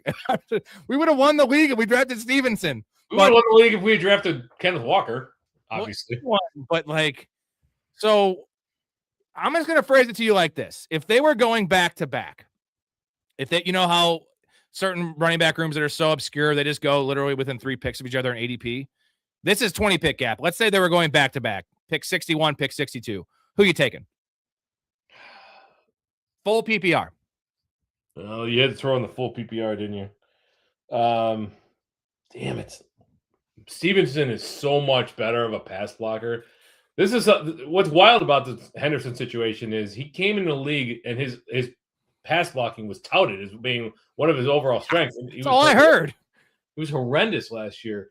I mean, Henderson definitely has the higher ceiling, but he also has a much lower floor. Stevenson's probably a more well-rounded back overall. I mean, this can change with Henderson's development, obviously, but like if Stevenson ends up being trusted by the coaching staff because of his pass blocking, it's going to limit the amount of time that Henderson is on the field. And Henderson's got to be one of those guys that needs to get 15 carries in order to break one big one. He's not one of those guys that can pop up, take any carry to the house. He needs to be able to find the right hole at the right time. man, from a Philip Rivers never had a problem with that. Ew, he knows where he's going. It's boom or bust with Henderson and Stevenson. Man, it is really, you're gonna have to take a stand on one of these guys. Like you're gonna have to say that Henderson makes the leap and he's a second-year guy. He's earned the trust of the coaching staff. Or you're like, all right, Stevenson, they showed it in the playoffs. Like when push comes to shove, he's the guy that's on the field. Man, I don't know. This one is tough. Well, this one's the really coaching tough. staff saw it last year, right? And the numbers, this is why the fantasy community gets a lot of things wrong, because you look at the numbers last year when Henderson had that 4-game stretch, and it was on the back of 3 70-plus yard touchdowns. One that was literally one first down run away from icing the game against the Bills. He ran up the middle. It was stuffed, and he just ran around and it was gone because it was literally an all-out run blitz.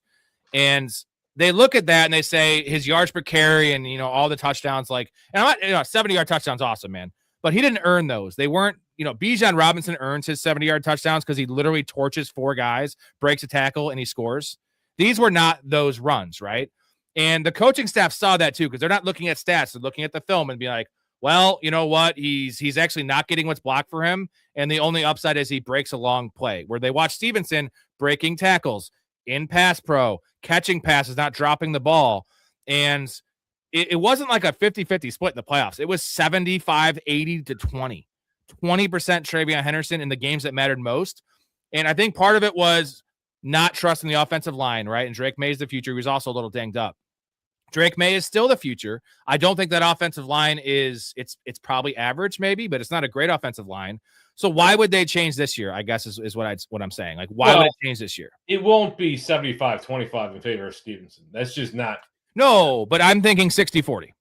I think 50-50. I mean, the most teams are trending towards a full running back by committee, and these guys bring different skill sets. I mean, Stevenson is still a great pass catching running back. This is kind of like the Timu version of Gibbs and Montgomery, right? Like Monty's a great pass protector, got a goal line back between the tackles, but he also can catch the ball. Montgomery's a great pass catcher as well. I mean, the problem is they're probably going to limit each other's upside and where they're going. Exactly. I'm not sure that there's any value now. If one of them goes down, the other one, to the moon, right? Like the contingent value there of the injury baked in. That's where your value is. In terms of like a starting running back, I think you're going to be frustrated with this committee all year long, unless one of them gets hurt. Yeah, I think I want, as much as I hate Henderson, if they were going back to back and it wasn't like at value and they were going the same pick and I had a choice, I'd probably take Henderson because in that range, I want upside, right? And if he takes over this backfield, he has the juice. But at pick 60, that's probably my RB2. And if it's my RB3, I'm not drafting an RB3 there because I play a lot of PPR and I'm just take a wide receiver or, take an elite quarterback. But it's just a wild situation. I just don't understand why the fantasy community and, they have adjusted a little bit. When I started doing best ball in February, Henderson was going in the mid 40s and Stevenson was going like 88, 89, 90. And now it's like 60 and 80. So it's getting closer. But these young kids, they just love young players. I think it's the fantasy football counselor just seeping into people's subconscious, like draft the rookie, draft the young guy. When they signed Stevenson to a pretty hefty contract. So yes, draft capital and all that goes to Henderson, but Stevenson actually makes pretty good money, and they did sign him. He's got 2 years left on his deal, I believe. So yeah, I mean they did. Don't forget they re-signed him. Was that last year? It was the year before last, but it was a 4-year deal. Yeah. And then they drafted like what some would consider his heir apparent, but very clearly that despite the fumbling issues that Stevenson has shown, I think he cleaned that up a little bit. But the coaching staff still trusts Ramondre Stevenson. The answer is who's going to lead that backfield? Miles Montgomery, undrafted free agent, my guy. Miles Montgomery, that would be out of UCF. Let's go. Yeah. All righty. Storey, you have the last two here. Let's go with Cam Ward. Cam Ward. Yeah. Go ahead. You read it. You host a little bit. Do it. So I'm excited for this one. The question is, can Cam Ward make a Drake May type second-year leap? We saw what Drake May did between his rookie year and last year, although he fell short in the Super Bowl there. It's not easy for quarterbacks who struggle immensely in their first year to really make that leap in the second year. And Ward did struggle. We saw that. But he did get incrementally better towards the end of last season. And despite the record, he started all 17 games last year. I'm excited for this offense. They've put some pieces around him to allow him the opportunity to succeed. Carnell Tate in the first round, 4th overall. They drafted Nicholas Singleton. We both like that guy. Wan'Dale Robinson in free agency. That's a big boon for that offense there. Whole new coaching staff headed by Robert Saleh and in particular Brian Daboll, who got the most out of a Giants passing game the last few years, including Malik Neighbors. So the question is, can he make the leap, or is he just like a game manager type, for the rest of his career? I'm wondering what you think, because I'm excited for Cam Ward, but I want to approach this with, some level of caution. Like he was still the fantasy quarterback 25 last year. It's not good. Leap, yes. Drake May type leap unlikely. But you mentioned the additions. You didn't mention Calvin Ridley, who I'm not saying Calvin Ridley's great. You didn't have him last year. He was hurt the whole year. If he's an ancillary piece in your receiving core and he's bought in and the situation's good, like that's a really nice piece to have as, a 70% snap player. Io Manor and DK are now year 2 players, and they have familiarity with Cam Ward. Now, the tight end room is rough. Gunnar Helm's okay, and Daniel Bellinger actually flashed a little bit with the Giants last year. That's a Daboll guy. But it's the upgraded coach, right? And you saw it with Malik Willis, a different franchise, of course, but Malik Willis was way worse as a rookie than what Cam Ward was. Also didn't have the draft capital, and then you get him into – it's not like the Packers have the best weapons in the world, right? This is similar weaponry, but it was with a good coach on the floor. And Malik Willis, I know small sample size, it wasn't just a running last year's story. Malik Willis looked damn good. Like on-time passes, reading defenses, like adjusting on the fly. It was great. And Cam Ward has way more arm talent than, at least definitely in the intermediate part of the field, than what Malik Willis has. So Drake May type leap, no, but the weapons are there. The infrastructure's there. He's a guy that plays free and easy, and Brian Daboll does cultivate that type of environment. You saw with Jackson Dart last year.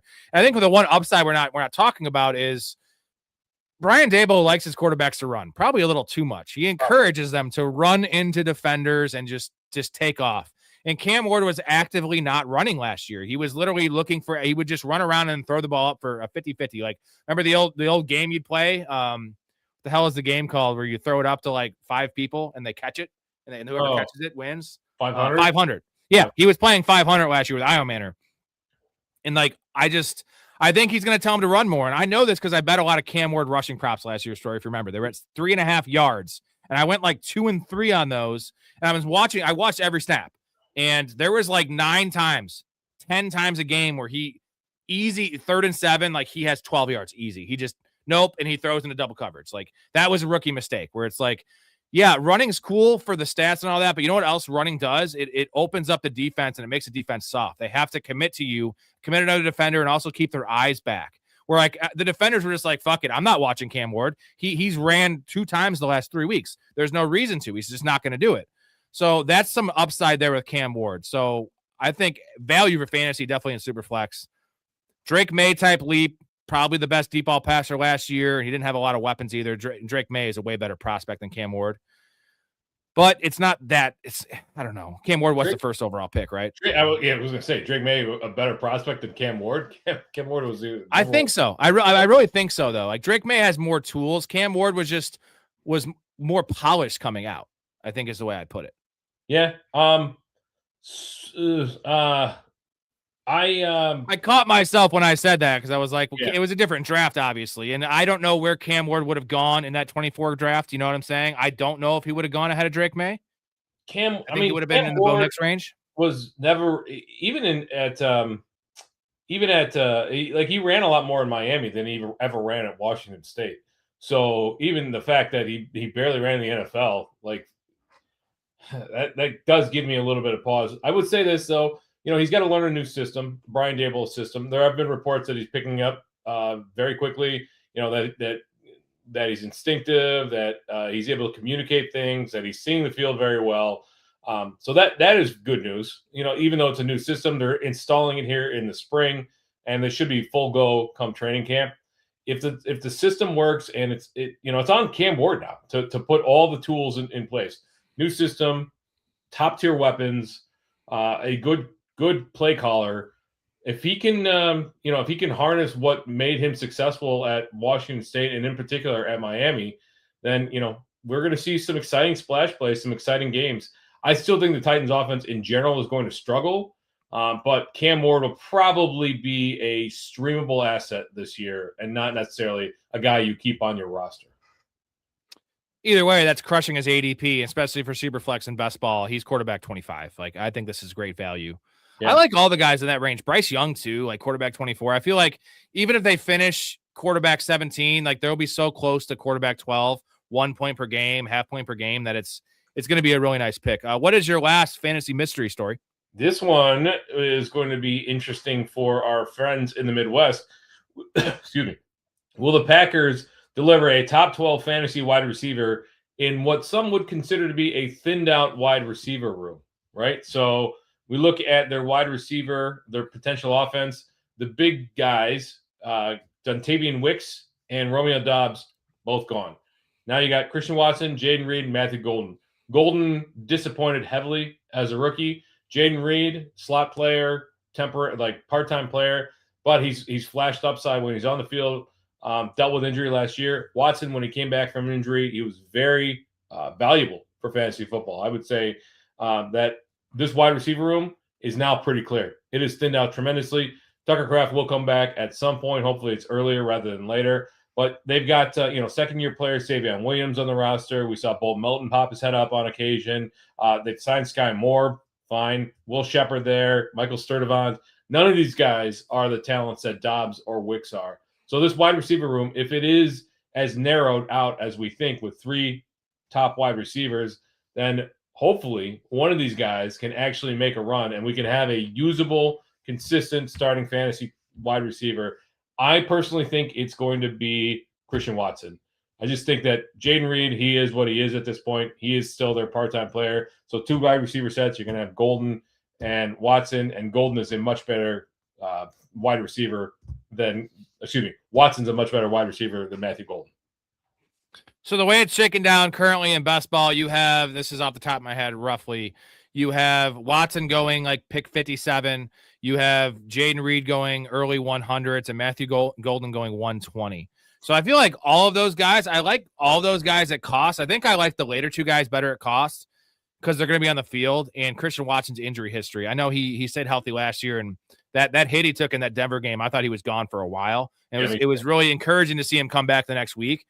And I think they figured out the hamstring injury. He had one leg was longer than the other or some shit. Right. They figured that out, which is wild that they didn't realize that before.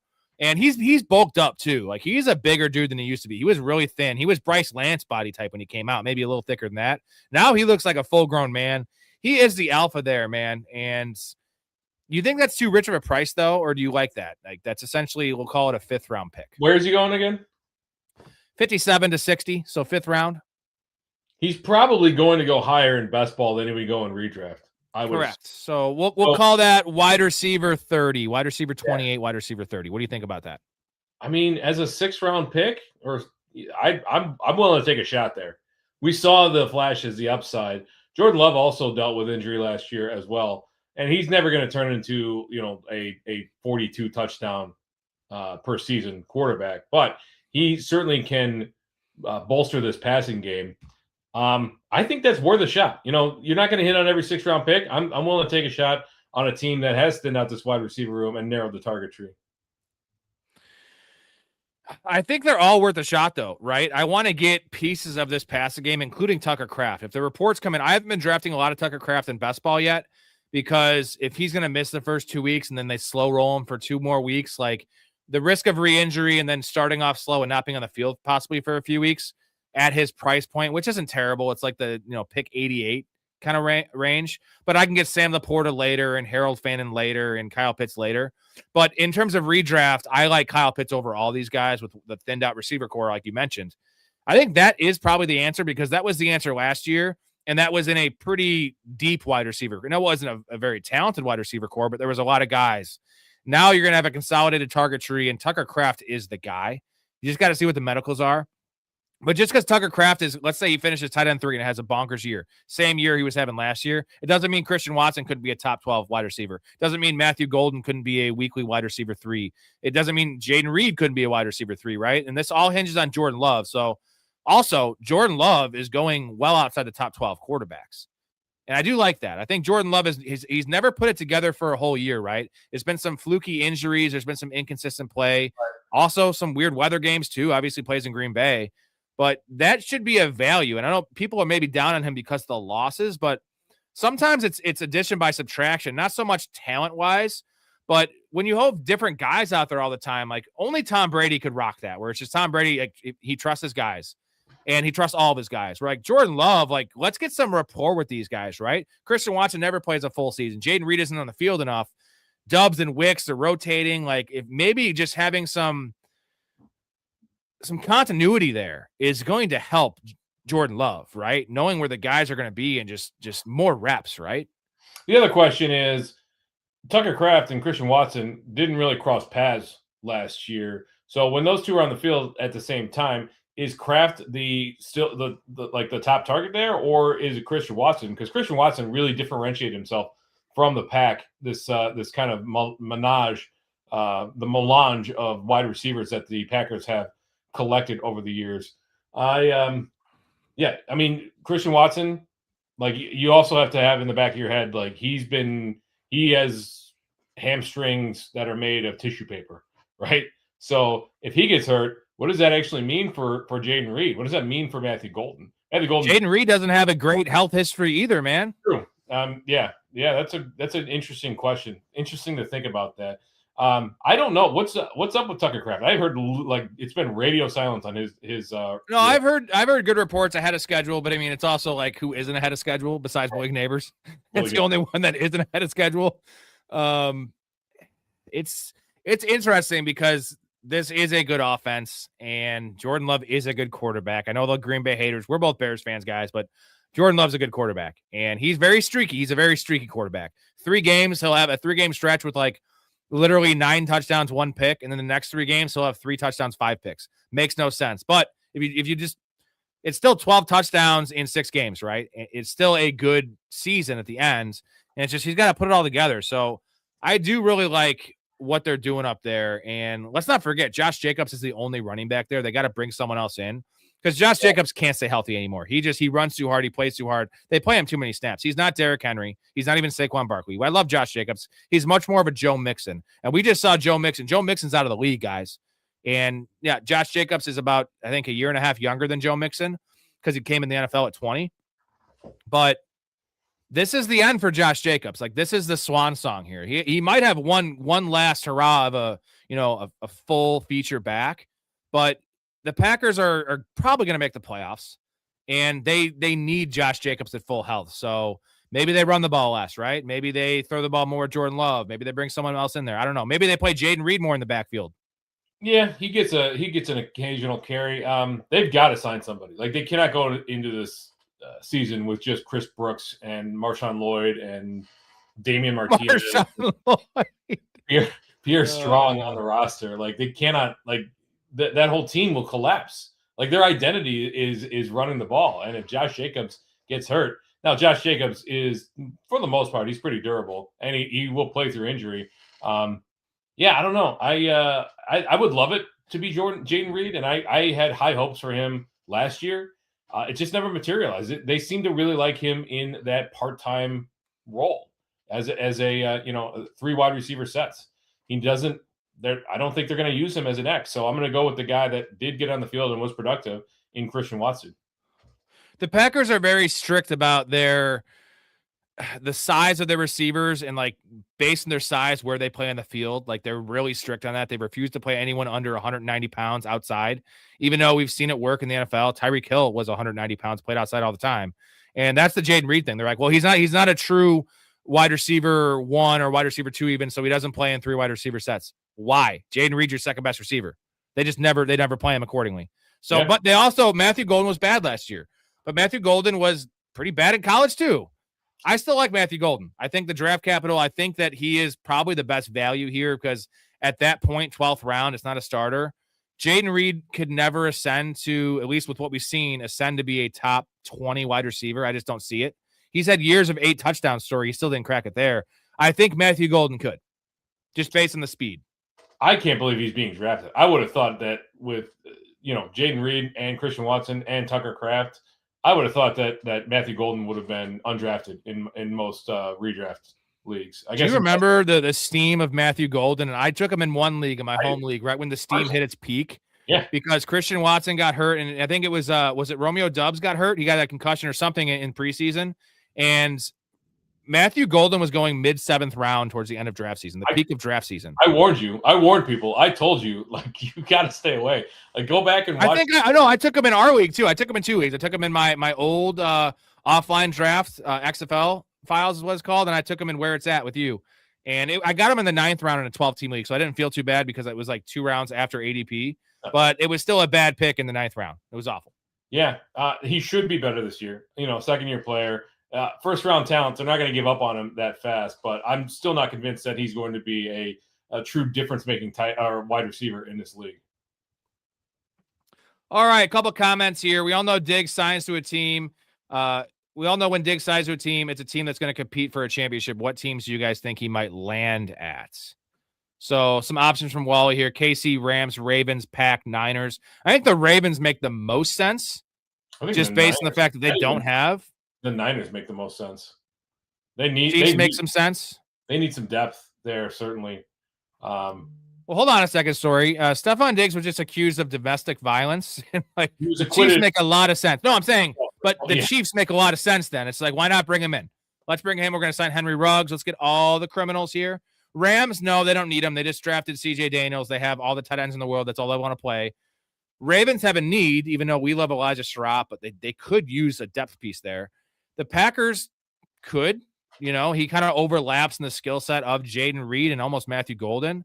And I think the Niners is the answer because you know what that would be? It would be a 1-to-1 Ricky Pearsall replacement. I'm not saying they wouldn't play Ricky Pearsall, but Ricky Pearsall has never showed us the ability to stay healthy. And this is a win now situation. It's like, I'll go there for $7 million. Everyone wins. Except for Ricky Pearsall. Except for Ricky Pearsall. But that guy, again, even when he was healthy last year. What about the Bears? Yeah, it wouldn't surprise me to see Ben Johnson go ahead and take a stab at Stephon Diggs. Diggs on the Bears, that'd be exciting. That would lower the value for everybody from a or from a fantasy perspective, except for Caleb Williams. It'd be great for him, obviously.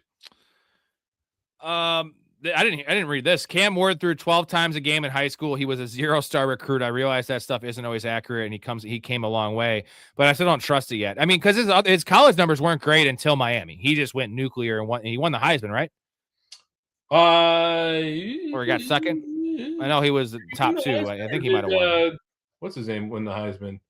No. Oh yeah, no, never mind. Travis Hunter won it for playing both sides of the ball. He should have won the Heisman. Well, Ashton Genty should have won the Heisman that year. Okay, but Boise State. I'm just saying it should have been Travis Hunter, guys. It should not have been Travis Hunter. So that's wild though, and that's a good call. I mean, that doesn't necessarily. That's not like a death sentence for a guy because he's obviously worked his ass off, which is a good thing. But that was my Drake May thing. Like Drake May is just huge and strong armed and mobile. Where Cam Ward's also pretty big and also pretty mobile and has a big arm, but like Drake May just has all 3 of those things a cut above Cam Ward. Where I think Cam Ward has more intangibles, right? And he's just a really tough kid. I mean, he's a good decision maker. I mean, he's had under double-digit interceptions in every year that he started at college. Although last year he threw more interceptions, but 39 touchdowns at Miami his final year. Threw for 300 yards or something like that. Like Miami, Miami's a pretty prolific program. And I know it's not the best conference in the world, but he from what he did at Washington State to what he did at Miami, like that was a huge step forward. So the transition from college to NFL is never smooth. He's the number 1 overall pick. He's got 4 years to make it stick in the NFL. And the Titans, while I still think the offense will struggle for a couple of years, they're at least making incremental changes to put the right talent around him to let him succeed. We've also seen really, really, really good quarterbacks end up having all-time and sometimes Pro Bowl Hall of Fame careers have worse rookie years than what we just saw from Cam Ward, who was in a bad situation. Caleb Williams a year prior, not a good rookie year, guys. That was rough. And now I was probably better than Cam Ward's, but he had a better situation than Cam Ward. So that's it. And look at what Caleb did last year. I know the completion percentage story will reference big time throws, big time moments, and winning football. Can't deny that, buddy. Having to come back in fourth quarter because he threw for 80 yards in the first half of games is winning. I guess technically it's winning, but it's winning really ugly. And you want to see your quarterback not have to make 50,000 fourth quarter comebacks. You know what really grinds my gears? This Lindsay Lohan. Eh? Lindsay Lohan with all those little outfits, jumping around there on stage, half naked with your little outfits. You know, you're up there jumping around, and I'm just sitting here with my beer. So, what am I supposed to do? What do you want? Are we gonna go out? Is that what you're trying to? Why are you leaping around there, throwing those things all up over there in my face? Huh? What do you want, Lindsay? Tell me what you want. What do you want, Lindsay? What do you want from Caleb? What else do you want from Caleb Williams, dude? What else do you want? For him to not be a loser. No, he's fine. I will say also, Cam Ward helped me win a college fantasy football championship in 2023. So I'm going to give him every opportunity in the world. Got to let that shit go, man. PZ, who are the Packers tight ends? Well, Luke Musgrave is the number 2. And I learned the hard way because I had 19 shares of Tucker Kraft, and I had a lot of Harold Fannin, like 12 of Harold Fannin. So I had 7 leagues without Harold Fannin that I had lost Tucker Kraft. And I picked up Luke Musgrave in like 5 of those. Some of those I use a waiver on Luke Musgrave. And he went the first 2 games. He had like 3 catches for 40 yards total in 2 games. And it was bad. He's bad. I believe they drafted Luke Musgrave ahead of Tucker Kraft in the NFL draft, right? They did. They also have Josh Wiley on the roster. I had to look it up. I didn't know who the third wide receiver there. He came from Cincinnati. He was in Tennessee for a few years, and Green Bay signed him a couple of years ago, but he's a nothing burger. Luke Musgrave's terrible. That's very similar situation to what we were talking about earlier with Hayden Hurst going ahead of Mark Andrews, right? Tucker Kraft going after Luke Musgrave, and Luke Musgrave does kind of count to a Hayden Hurst, really tall, thin, 6'5", 240 athletic guy, but the field, on the field does not match the combine numbers of what these guys put up. They just Tucker Kraft looks faster than Luke Musgrave, and he's fucking 20 pounds heavier and actually can block and catch and do all the awesome things we want. If you remember in 2024, Luke Musgrave was supposed to be the guy. He was supposed to be the guy that would ascend into that Packers pass catching tight end. And then it was Tucker Kraft who had several games where he showed out. And then Kraft was going nuclear last year till the unfortunate knee injury. Sorry, what percentage of shows last year did I talk about Tucker Kraft? Over 100%. I know that sounds mathematically impossible, but if you were watching the show back then, you understand. We're talking about running back, like upside guy, like a show of like running back gems. I'm just like, well, Tucker Kraft's really good value in the 8th round. And I think I did turn you by the end of the year. You were not a Tucker Kraft guy. I think it's because you thought it was just the same thing as the receiver carousel there. You're like, well, just too many guys. He was the true number 1. Yeah. And I think I think I made you watch Tucker Kraft film, and you're like, okay. Like sometimes if you gloss over a guy and you got to look at it in a different lens, kind of how you made me look at Nick Singleton again. And I'm like, I was so wrong on Nick Singleton, man. Like, what was I looking at? And Tucker Kraft's film the year prior was George Kittle to me. And that's what I saw. And that's what was on the field last year. Actually better than George Kittle, honestly, in terms of yak stuff. The dude was carrying guys. Let's hope that yak ability remains and that the knee injury hasn't sapped his explosiveness, because that would be devastating. Yeah, it's if Kittle's going to come back, we should feel much better about Tucker Kraft if people are drafting. Now, George Kittle's going pick 110, 115, but it's like he's only going 20 picks after Tucker Kraft, who is way younger. I wouldn't say a better situation, but, he doesn't have there's no Mike Evans there. There's no Christian McCaffrey there. And Tucker Kraft was outplaying George Kittle last year. He's way younger. So it shouldn't be a 20 pick. And one was an Achilles, one was an ACL. I know all ACLs aren't created equal, but I know Achilles are different. I'm sorry.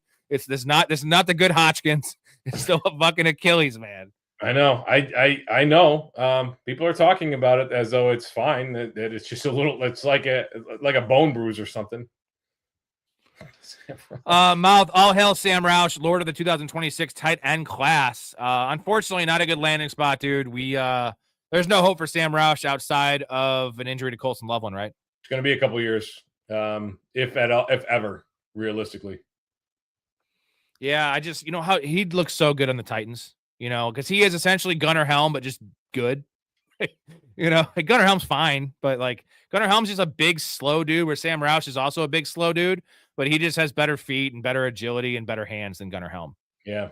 Gunnar Helm. They love Daniel Bellinger, bro. Like literally Brian Dable to Daniel Bellinger is the same as Sean Payton and Taysom Hill. I don't know what it is. Just love each other, man. Yeah, well, I mean, I was hopeful that Daniel Bellinger would do a little more last year.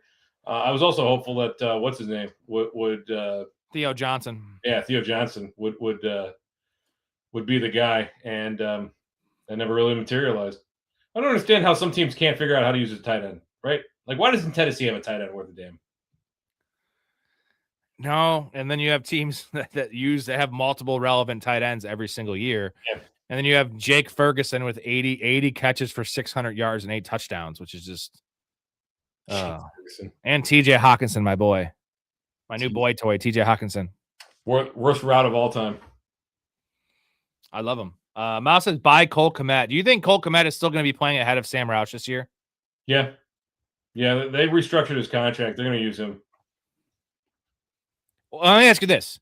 If Loveland, God forbid, if Loveland tears his ACL, I rephrase that. Spaghetti monster forbid.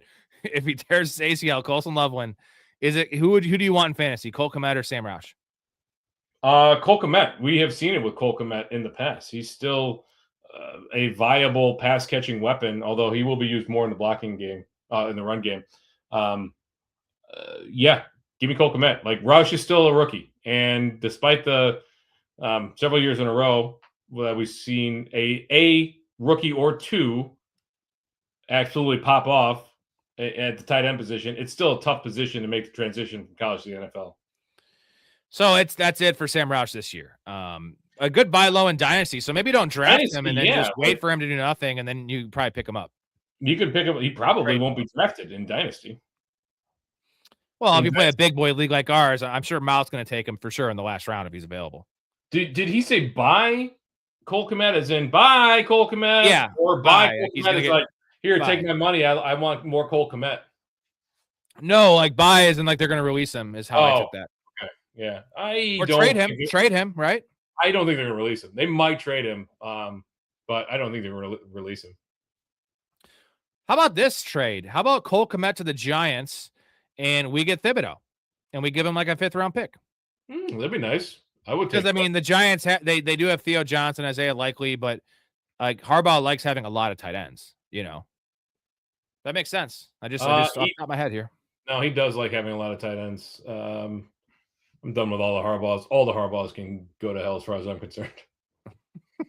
Gotta end the show with a fucking tight end, a coach hate, some coach hate speak. Your fucking propaganda story. Hate.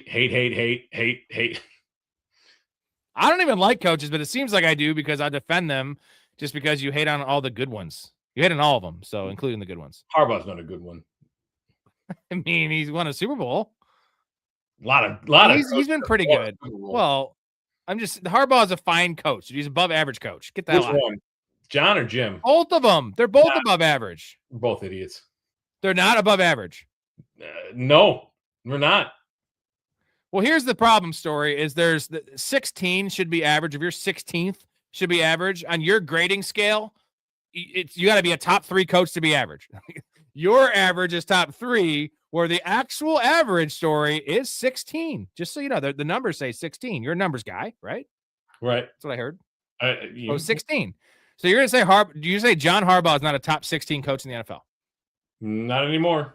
Like, you can also, just because we've had this conversation and you couldn't even give me a top 5. Just because you won a Super Bowl 13 years ago doesn't mean that is what you get to rest your laurels on for the rest of your career. What has he done since then? he has lost in spite of Lamar Jackson, right? Like Lamar Jackson, one of the best quarterbacks in the NFL, and Harbaugh has kept that team from advancing. So no, John Harbaugh, not a good coach anymore. And you can, I'm not a great okay, but he's still top 16. Doesn't mean I didn't say he's a good coach. He's not. Like, dude, on this show, me, you, and Ray were talking. We tried to get your top 5. We were drunk. We tried to squeeze out your top 5 out of you, and you couldn't name them. So now you're going to say that Harbaugh's not 16. You could name 15 coaches out of Harbaugh. You can't even name 5. Over John Harbaugh. John, I'm going to refuse to play Derrick Henry Harbaugh. That in and of itself should disqualify him for the top half. Is any coach in the NFC South better than John Harbaugh? Is Lovie Smith still the head coach of the Buccaneers? Oh. Todd Bowles, no. No, okay. Todd Bowles is no. Wait, who? Kellen Moore. I like Kellen Moore, but I can't put him ahead of John Harbaugh yet. He's ascending. He is ascending. I don't know. I don't know what to do with you, man. Sometimes it's fine. It's a good bit. Mouse says, fuck Harbaugh. He hired Nagy and let Monken go to Cleveland instead of threatening his family to make him come to New York. That's also true. Matt He Nagy. hired Matt Nagy at one point.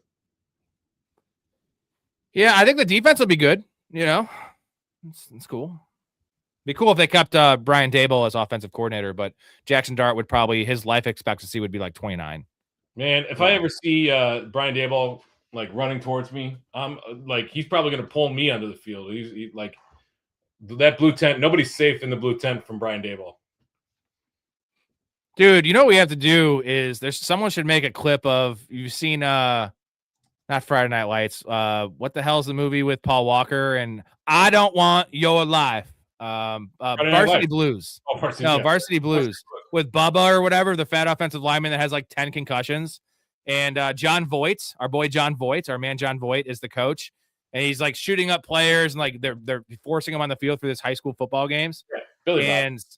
Yeah, Billy Bob. Sorry, Billy Bob. And that is essentially Jackson Dart with Brian Daboll. Like, you're good, bro. You're good. Coach, I can't see. Like, you're good. Yeah. I made a comment in the Discord last year, that somebody, it was one of those touchdown vultures, like where Saquon Barkley was supposed to score or whatever, and somebody else did. And I made a comment about how he got Wendell Brown, because Wendell Brown always got pulled off the field for the white guy inside the red zone. Yeah, because Bud Kilmer was like a huge racist. Yeah, definitely a KKK type dude. Do you remember when Mike Shanahan? I don't know how. I think this is pretty factual. The Terrell Davis thing when he couldn't see after he had migraines, and he put him on the field just as a decoy, just to put him on the field so that they didn't run a play for him, right? But they're like, if we take him off the field, they're gonna think we're passing because they were passing anyway. But they put him on the field, and when he was on the field, they ran the ball so much that year. They just put him in the backfield. He couldn't see because he had migraines. He was like half blind, and he just stood there and like they ran a pass play. And like that's dangerous as shit. And Shanahan's are, renowned coaches. Yeah, but that's malpractice, dude. That feels like something Mike Shanahan would do, though. Maybe there's a reason that Terrell Davis only played 6 NFL seasons. Story. Is that it? 6 seasons? I think so. 6 or 7. He's a Hall of Famer, though. Let me look this up here. It's super short. It's such a high peak, though. I think it was 6 seasons. So my internet is slow right now because I'm on this stream. Let's see.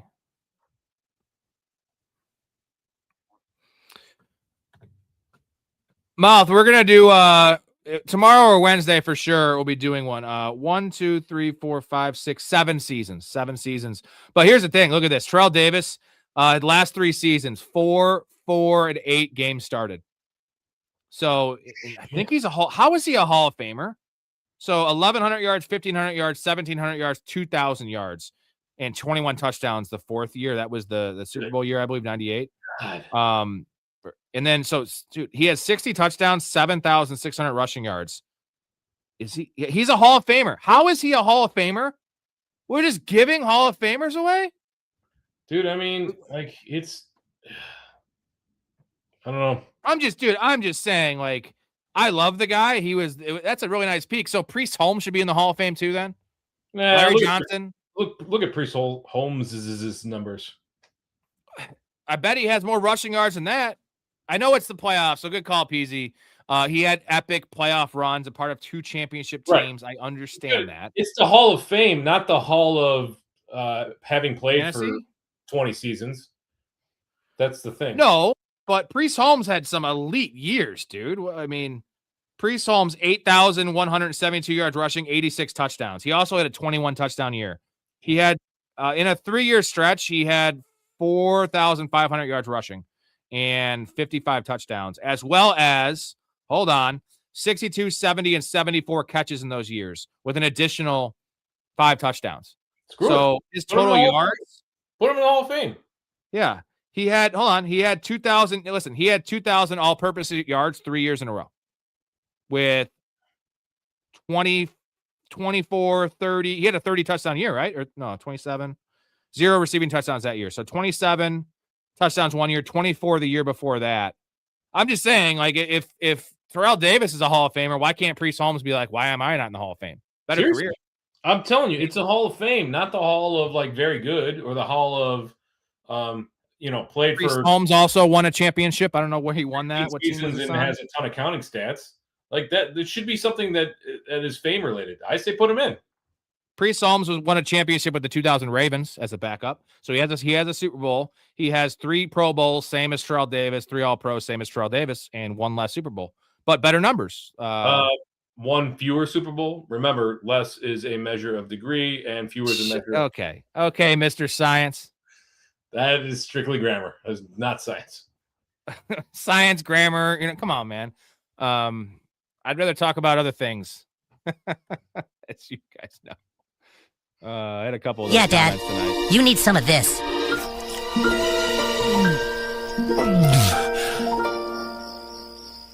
This is cum. Mouth, I don't think Priest Holmes, he says Priest Holmes is borderline. I don't think Priest Holmes is a Hall of Famer. I'm saying I don't think Terrell Davis is a Hall of Famer. So if we're going to let a guy in that plays literally 3 full seasons, that isn't Gale Sayers or someone that like broke the color barrier, like Gale Sayers, there was a lot of other stuff that went on with Gale Sayers that, there was all-purpose stuff and just the fact that it was back in that day. I don't know. That's wild, dude. It's not just that he played 7 seasons. He actually only played like 3.5. That's crazy. I mean, again, what's the point of the Hall of Fame? Is it to recognize? Is Sean Alexander in the Hall of Fame? I don't know.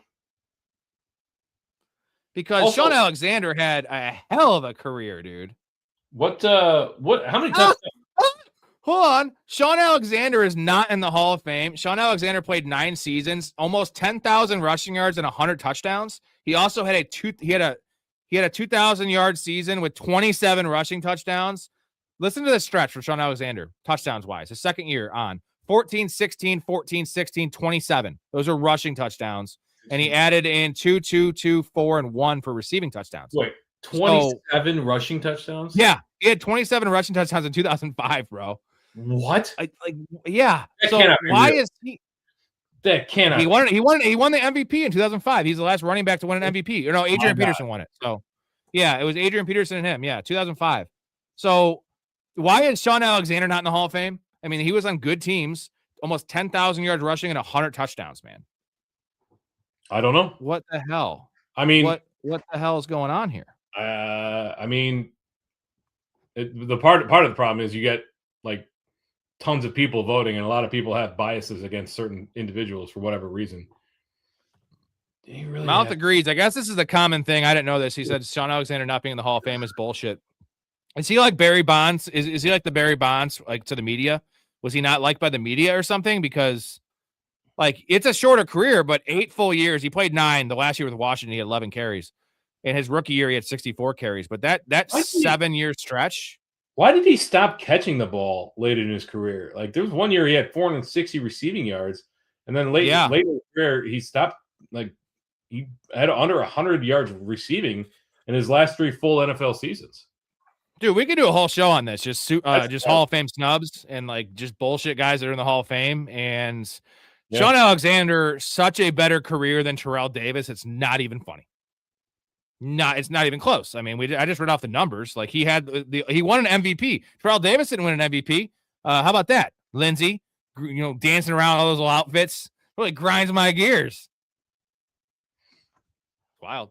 Look at that. We stumbled on a little 10 minutes of content. You know what, Storey? I could talk to you for hours and hours and hours about football. I did not about know, anything actually. That's crazy though. I didn't know that he had a 27 rushing touchdown season. That is that is insane when you think about it. That's LT shit. It's LT. It's LaDainian Tomlinson shit. There's not been anyone else that's really done that. No, there hasn't. Wow. Well, Storey, great show. As my dad says, anytime Storey's on, it's a must watch. And I think we lived up to the bill of this show because a lot of good information, a lot of good fantasy mysteries for everybody. Hope you enjoyed it.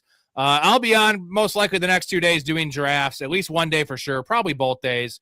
And then Thursday, the reunion show, you and Nico, the two best in the business, on the show together for the first time in 2 years. Going to be a great show. That's the NFL schedule release, guys. We're going to break down all of the notable schedules, fantasy playoff schedules. Whoever got, remember the Chiefs got butt fucked last year? They played on 6 different days. They played on Christmas. They played on New Year. Did they play on Christmas and New Year's? They played on Thanksgiving. They played on one of every day of the week except for like a Tuesday or something. Like they played on a Wednesday. They played in Brazil. Friday. It was insane. And you know what? Eventually that'll break a team.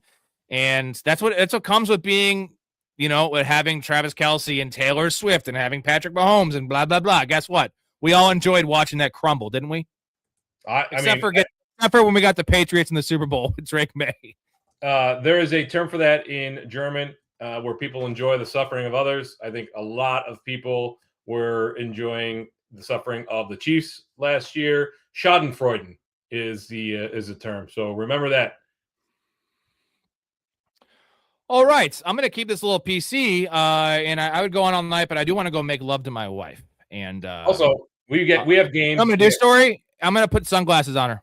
That's awesome. That's probably a good idea. Or like swim goggles. We get 3 games in London, a game in Mexico City, a game in Rio, a game in Madrid, a game in Munich, a game in Paris, and a game in Melbourne this year. So NFL 2029 coming soon. A game on the moon. Yeah, they're going to play on the fucking moon, dude. God damn it. That's 1, 2, 3, 4. That's 6 games in Europe this year, which means 6 weeks you got to be up at 7:30 in the morning if you are on the East Coast, ready to go. I do have a pressing question for you to end the show. You're going to like this one. So I mentioned the moon, 2029, they're going to go to the moon. Do you think Xavier Worthy can find the sideline on the moon and get his feet in? No. I don't think that guy has any awareness. Just the moon belongs to America. Mao says does NFL in the ocean. They're gonna have an underwater game. They're gonna find Atlantis instead of doing a dig. They're just and getting all these awesome gems and jewels and finding the history there. They're just let's play an NFL game there. Would be cool if they set up a stadium at the top of Machu Picchu. So NFL on the top of a pyramid, right? Pompeii, get a game in Pompeii. Game on an oil rig in the middle of the Indian Ocean. What's next, dude? Somalia. We got a big fan. Yeah, they have yet to they have yet to crack into Africa. Although there'll probably be a game in Qatar or Saudi Arabia or Oman in the near future. I would bet. All those kids in Somalia wearing the 2025 Patriots Super Bowl champion shirts that they always give out, and they're all in the stands wearing that. How much do you think food would cost there? They could really jack the prices up. Those motherfuckers are hungry, bro. There's some adults in certain sub-Saharan African countries that think the Bills are the best team in the world, that they won 4 Super Bowls in a row, right? That's some good shit. By the way, not to get too political, but isn't every Vikings home game in Somalia? Woo! Yeah, I don't know. I heard there's a lot of pirates up there or something. I don't get into politics, but something like that. Isn't that right?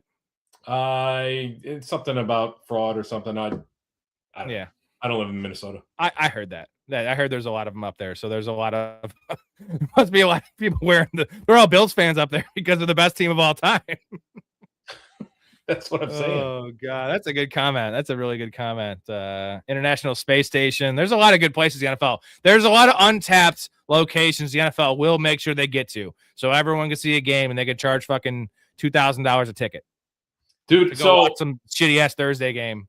What the International Space Station in and of itself is a marvel of modern engineering and construction. So it took 8 years for the first ISS module to actually be installed. So they started construction of the ISS in 1990, I think. It was 98 when the first ISS module was docked there. It was a multi-nation collaboration in order to build something that will stay in orbit, not indefinitely. It has a decaying orbit. It eventually will become unusable. But like putting this together was like, you should read about it. It is absolutely wild, the construction of the International Space Station.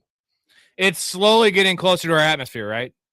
Yeah, very, very slowly. It has a decaying orbit, but it will eventually. I don't know when the projected like end date. Another interesting engineering marvel was one of the Mars rovers. I don't remember which one. Like lasted like a decade longer than they thought it was supposed to last. And it's still, I don't know if it's still putting around or if it finally went out, but it lasted 10 years longer than what they expected. So dude, they were still getting shit back from Voyager. Voyager wasn't supposed to last past like 1990. Yeah, in terms of like sending stuff back. It's like multi-decades beyond when it was supposed to cease operation. So these guys. Do you know how far Voyager is now? Do you know how far Voyager is now? 1977 was the launch. It is about to reach one light day. One light day is about to reach. Think about that. Traveling 50,000 miles an hour and they get you one light day. Yeah. Sirius, the nearest star, is 4.4 light years. Just fucked up. The vastness of we ain't going anywhere, guys. The vastness of space is incomprehensible to most people. Just how absolutely far away space is. It's absolutely crazy. I saw we can't wrap our head around it. Yeah, like if you were on like a kid's playground and you did little models of the planets, and if like Earth was a marble, for example, like Jupiter would be on the other side of the playground. That's how far away these two planets are. Also, if you shrunk the Earth down into the size of a billiard ball, it would be smoother than a billiard ball. Yeah, with Mount Everest being a part of that, it's crazy. It's smoother than anything we could ever make. Mount Everest. That's not Neil deGrasse Tyson. That Neil deGrasse Tyson always says that. He always says that about the Mount Everest might be the highest mountain in the world, but it's not the tallest mountain in the world. So, because of the elevation thing, right? Well, Mauna Kea is the tallest mountain in the world, but most of it is underwater. It's in Hawaii. Anyway, we have peppered the audience with tons of facts to close out this show. I promise you, it will not be that boring when we get on with Nick O on Thursday. Is that Thursday or Friday? That wasn't boring. That was great. Thursday.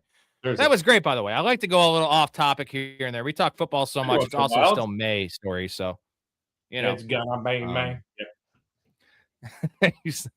All right. Great show, everyone. Appreciate you. Storey, you're the GOAT as always. Appreciate all the insights. We'll see you Thursday. Everyone in the chat, thank you. Thank you for all the supers. Guys, we'll be drafting the next couple of days. Don't worry about it. And the rest of the season, a lot of drafts to come. It'd be a lot easier to draft when we actually know the schedule and bye weeks, guys, because we've been drafting blind all this time. We might be getting fucked on some of those teams. So one of those bye weeks, yeah, you don't know, right? Like what it's going to. You don't want bye week 8, right? Bye week 8 is usually bye Mageddon, and there's 6 teams on bye. Usually two. It's like 8 and 10 where you got 6 teams each. So good luck with that. We'll see what happens. And it's usually Thursday. Good teams too.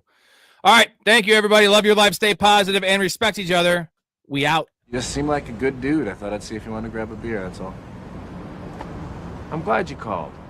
We get home safe, Pistol. You got it, Jobin. I'm sorry, what? Nothing. Oh, what'd you say? I don't know. You nicknamed me Pistol, and I just called you Jobin. It means nothing. I'm drunk. I'm gonna call a cab. All right, man. You have my number, yeah?